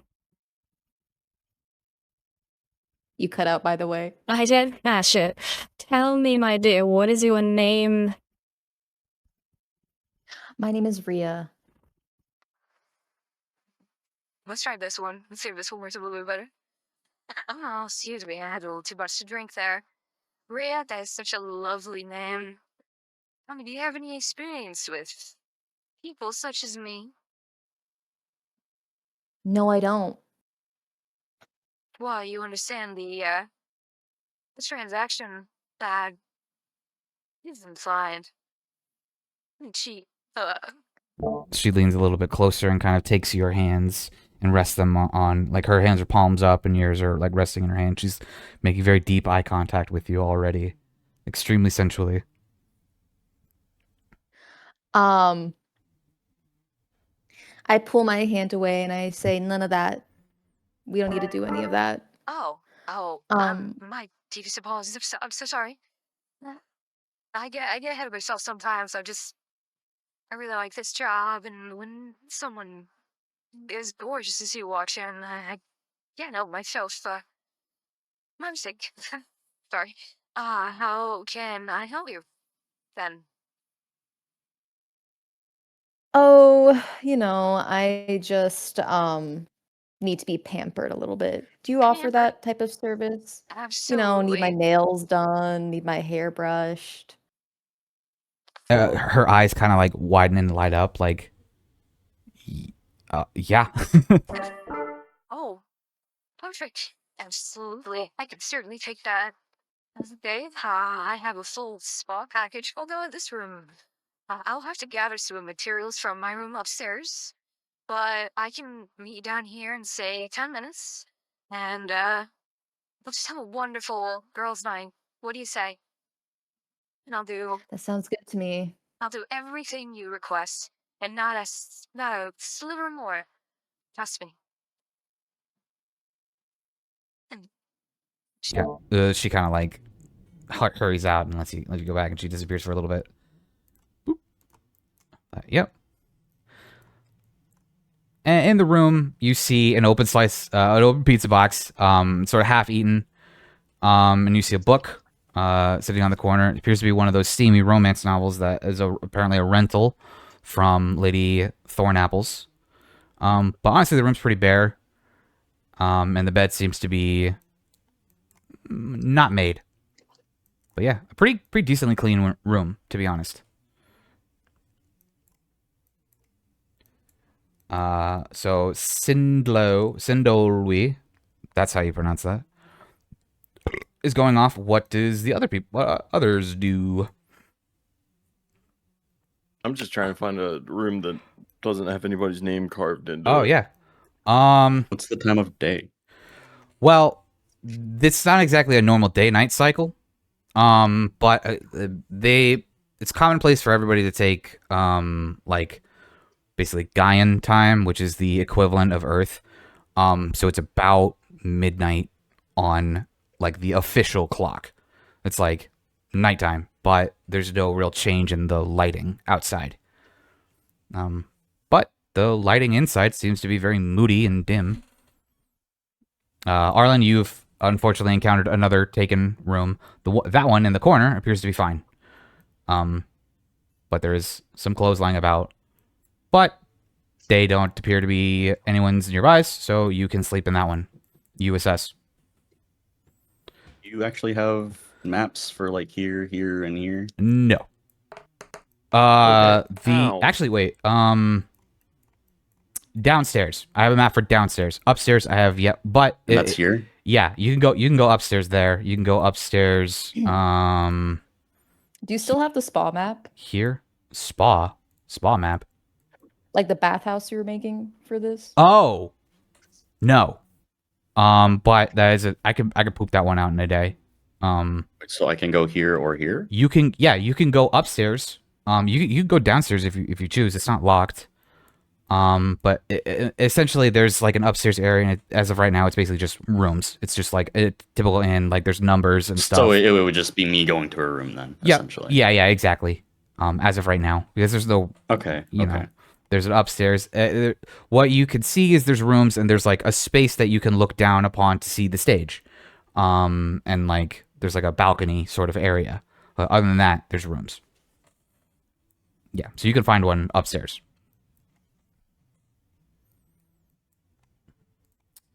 You said you had an event that was going to be happening as well? Yes. Right, I forgot about that. All right, hold up. It's not exactly an event, but they're going to play music, and this is just something I wanted to try out, see if it's cool. But if it's like super cringe, then probably won't do it again.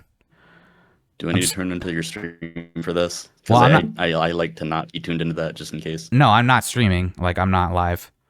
Okay. Well, I mean, like on Discord. Oh, yeah. Well, yeah.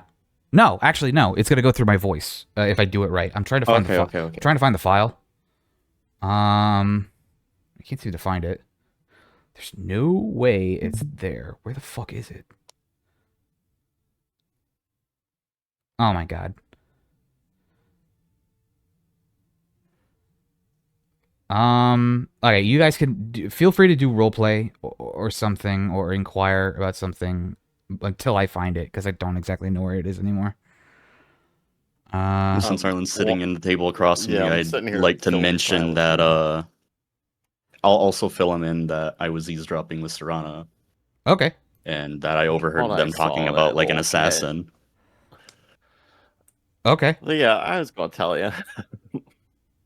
Yeah, I was you. gonna tell you. I was gonna press my hollow watch and let everybody listen in, but I didn't want them to like perceive me doing that and anger them. So Smart move. you're just gonna have to trust me. I didn't agree to anything, but I did get a lot of information. Oh, I know. I heard.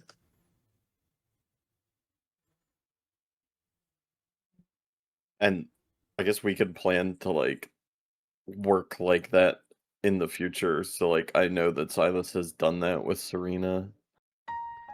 And maybe the next time I'm in a similar scenario, I can intuit that Silas is also listening and is ready to like jump in if the situation arises or whatever.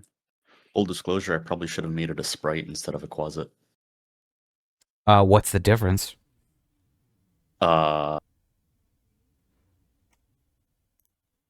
It is smarter and has an interesting ranged attack. Oh, really? How often can you like switch its form? Ritual. It's a ritual spell. I can do it whenever I want, theoretically. Okay. Where the fuck is it? I just don't want to do it like out in the open, since magic is, Yeah, that's true. Well, it seemed like the change in Serena was like not super perceptible. I because still have to cast it's a like spell to do it. canonically that she's like, yeah, okay, yeah, that makes sense. Go up on the stage and cast a spell right now. Well, Like Arlen drinking and like getting a little buzz, like, dude, I dare you to go up there and cast a spell on that piano.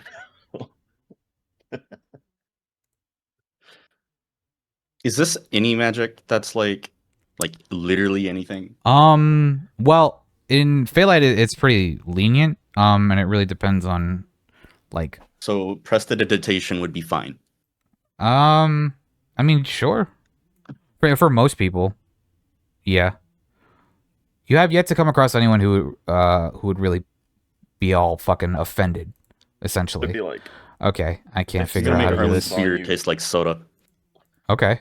if somebody saw you casting like a really basic spell, they probably wouldn't be worried about it. But if they saw you casting something like super advanced, No, they'd yeah, be like, "Let me see your tattoo and license and stuff." Yeah, and especially if you're able to do it stealthily. So like, parlor tricks are okay, Pretty much. essentially.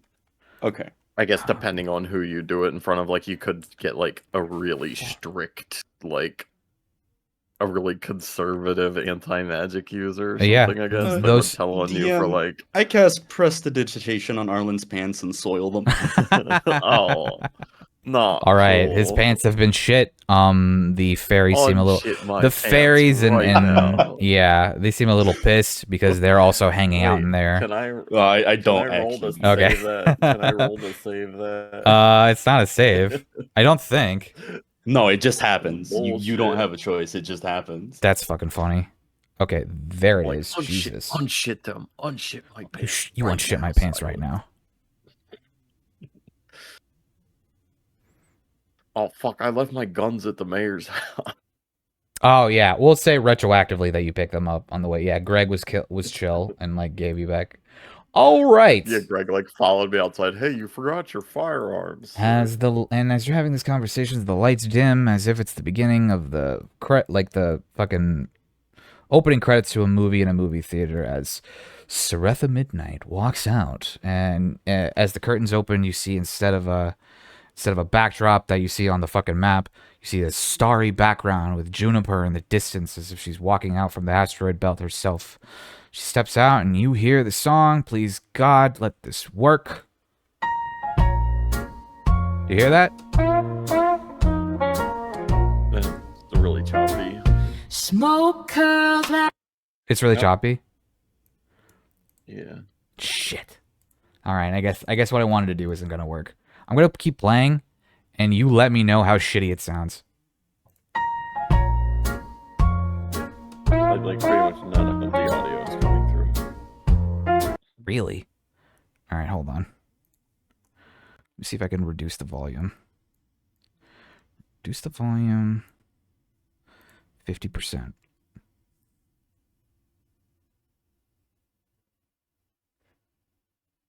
But it's basically like a Motown sort of smooth jazz song about Phalite, more or less. I guess I could upload it to the Discord if you guys want to hear it on your own time.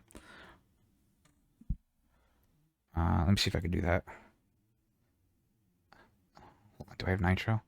Sounds too long for sharing. Uh-oh. 45 seconds. Okay, that's probably why it's all choppy. All right, so lesson learned. Voice mod has limitations. Why isn't it just fucking showing up? There it is. Jesus. Boom. That's the song. Let's join your own time. There it is. Let me know if it's honestly. Let me know if it's cringe or not, and I'll do less of that. But yep, that's the song that plays with the mood lighting and background shit. Yeah. You could have just like, you know how you're doing like combat music and stuff before, like Yeah, by well sharing that's you could attached. have just put that on like when we were coming in to like, Oh, I guess that's true. you know what I mean? So it was just kind of like playing the whole time we were doing like the dialogue and stuff. That's true. Wait, I might actually be able to finagle that. You probably thought about it like way simpler than I was thinking about. I was like taking like 3 extra steps that I didn't need to do. I could probably hook it up to like through the browser. Let me see. Where is it? Because you probably heard a little bit of it before, huh? Is this it? No, that's not it. Stop. Silly Billy. Where the fuck? This one. Can you hear that? In the browser? Yes. Cool. Alright, here's the song. Yeah. like secrets in a velvet room. If you're clicked into your Discord screen share, yeah.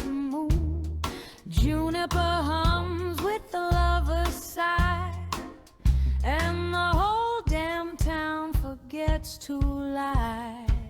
Is this AI generated? Yeah. This is It totally is. Dude, it's pretty good. I don't hate it. I mean, I know it gets a bad rap, but Suno pops out some good ones, I swear. Leaves a kiss where your good sense bled. Oh, Our Lady of Faylight, dancing in the neon night. I was gonna ask if you use Suno, because I've messed around with that a bit. It's pretty cool. It's fun. It's a whole lot of fun. You just need to admit that it's a AI generated song. Nobody likes it when you take credit for something that you didn't do. But you can get creative. You're allowed that. Silence, which bedroom are you staying in? I'm gonna go put my shitted pants in there. I didn't do it. I didn't actually do it. Nah, but you certainly threatened it. You're like, I could shit your pants whenever I want, right? Yeah, that's the mood. I think I might have to take a break. I need to go get my kids. Yeah, sure. It's been 3.5 hours. All grab bedrooms and do the long rest and Yeah, call it. this will be the end of the session. With this is a good ending, I think. Okay. Yep. I'm And just that's gonna head upstairs and take one of the empty rooms, I guess. yeah, that's fine. You could just put your character on the staircase, and we'll. Do you want me to come back to next week with like an upstairs? Normal human shit. That's on up the to you. bed. I mean, if it. Okay. Because I as of feel right like now, we're it's just probably like just gonna be leaving. yeah. So like I figured like it's just rooms up there. You don't really need like theater of the mind. This would be like these are for like escort rooms, right? Like if there's RP that can occur between a like in a typical brothel setting, they could be in these rooms. But just sleeping upstairs. Upstairs you go, and then there's a downstairs for later on. Okay. But yeah, Sleeping. just head upstairs, and that's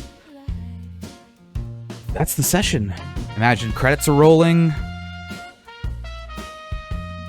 and Cool. Saretha's having her own lost in her own song. And Rhea, your new friend, comes downstairs, and you guys have just a lovely girls' night. Brushes your hair, sort of princess treatment, if you will. She brings makeup, nail polish, foot scrubbers, the works. And that's that. Next time on Around the Rocks of Juniper. That's right. Okay, so this is new day, Wednesday. Yep. Oh, and everybody do an XP point thing as well. After that, Is Plant already gone? I'll just do. Okay, yeah. Everybody get an XP point. I can't remember what that puts you at. I think it puts you at 11, or maybe No, 10. yeah. 10. Yeah. Okay. Everybody's at 10. Okay, that was good. I will be right back. Awesome.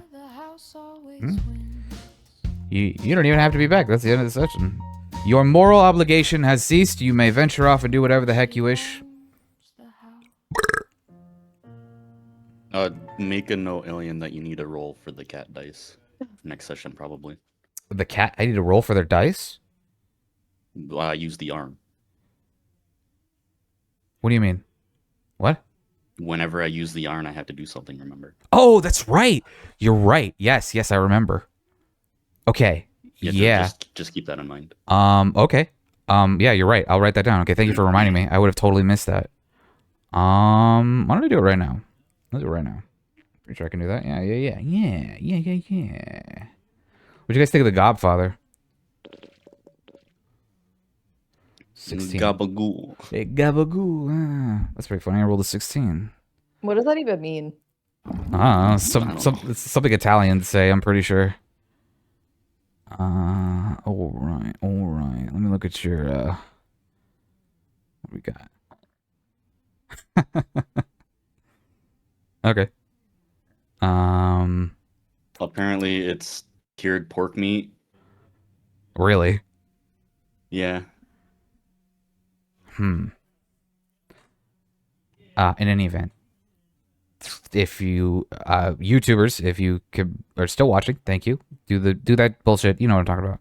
We'll see you next time on whatchamacallit, the Gabagoo, the Around the Rocks of Juniper. Yeah. All right. Thank you very much.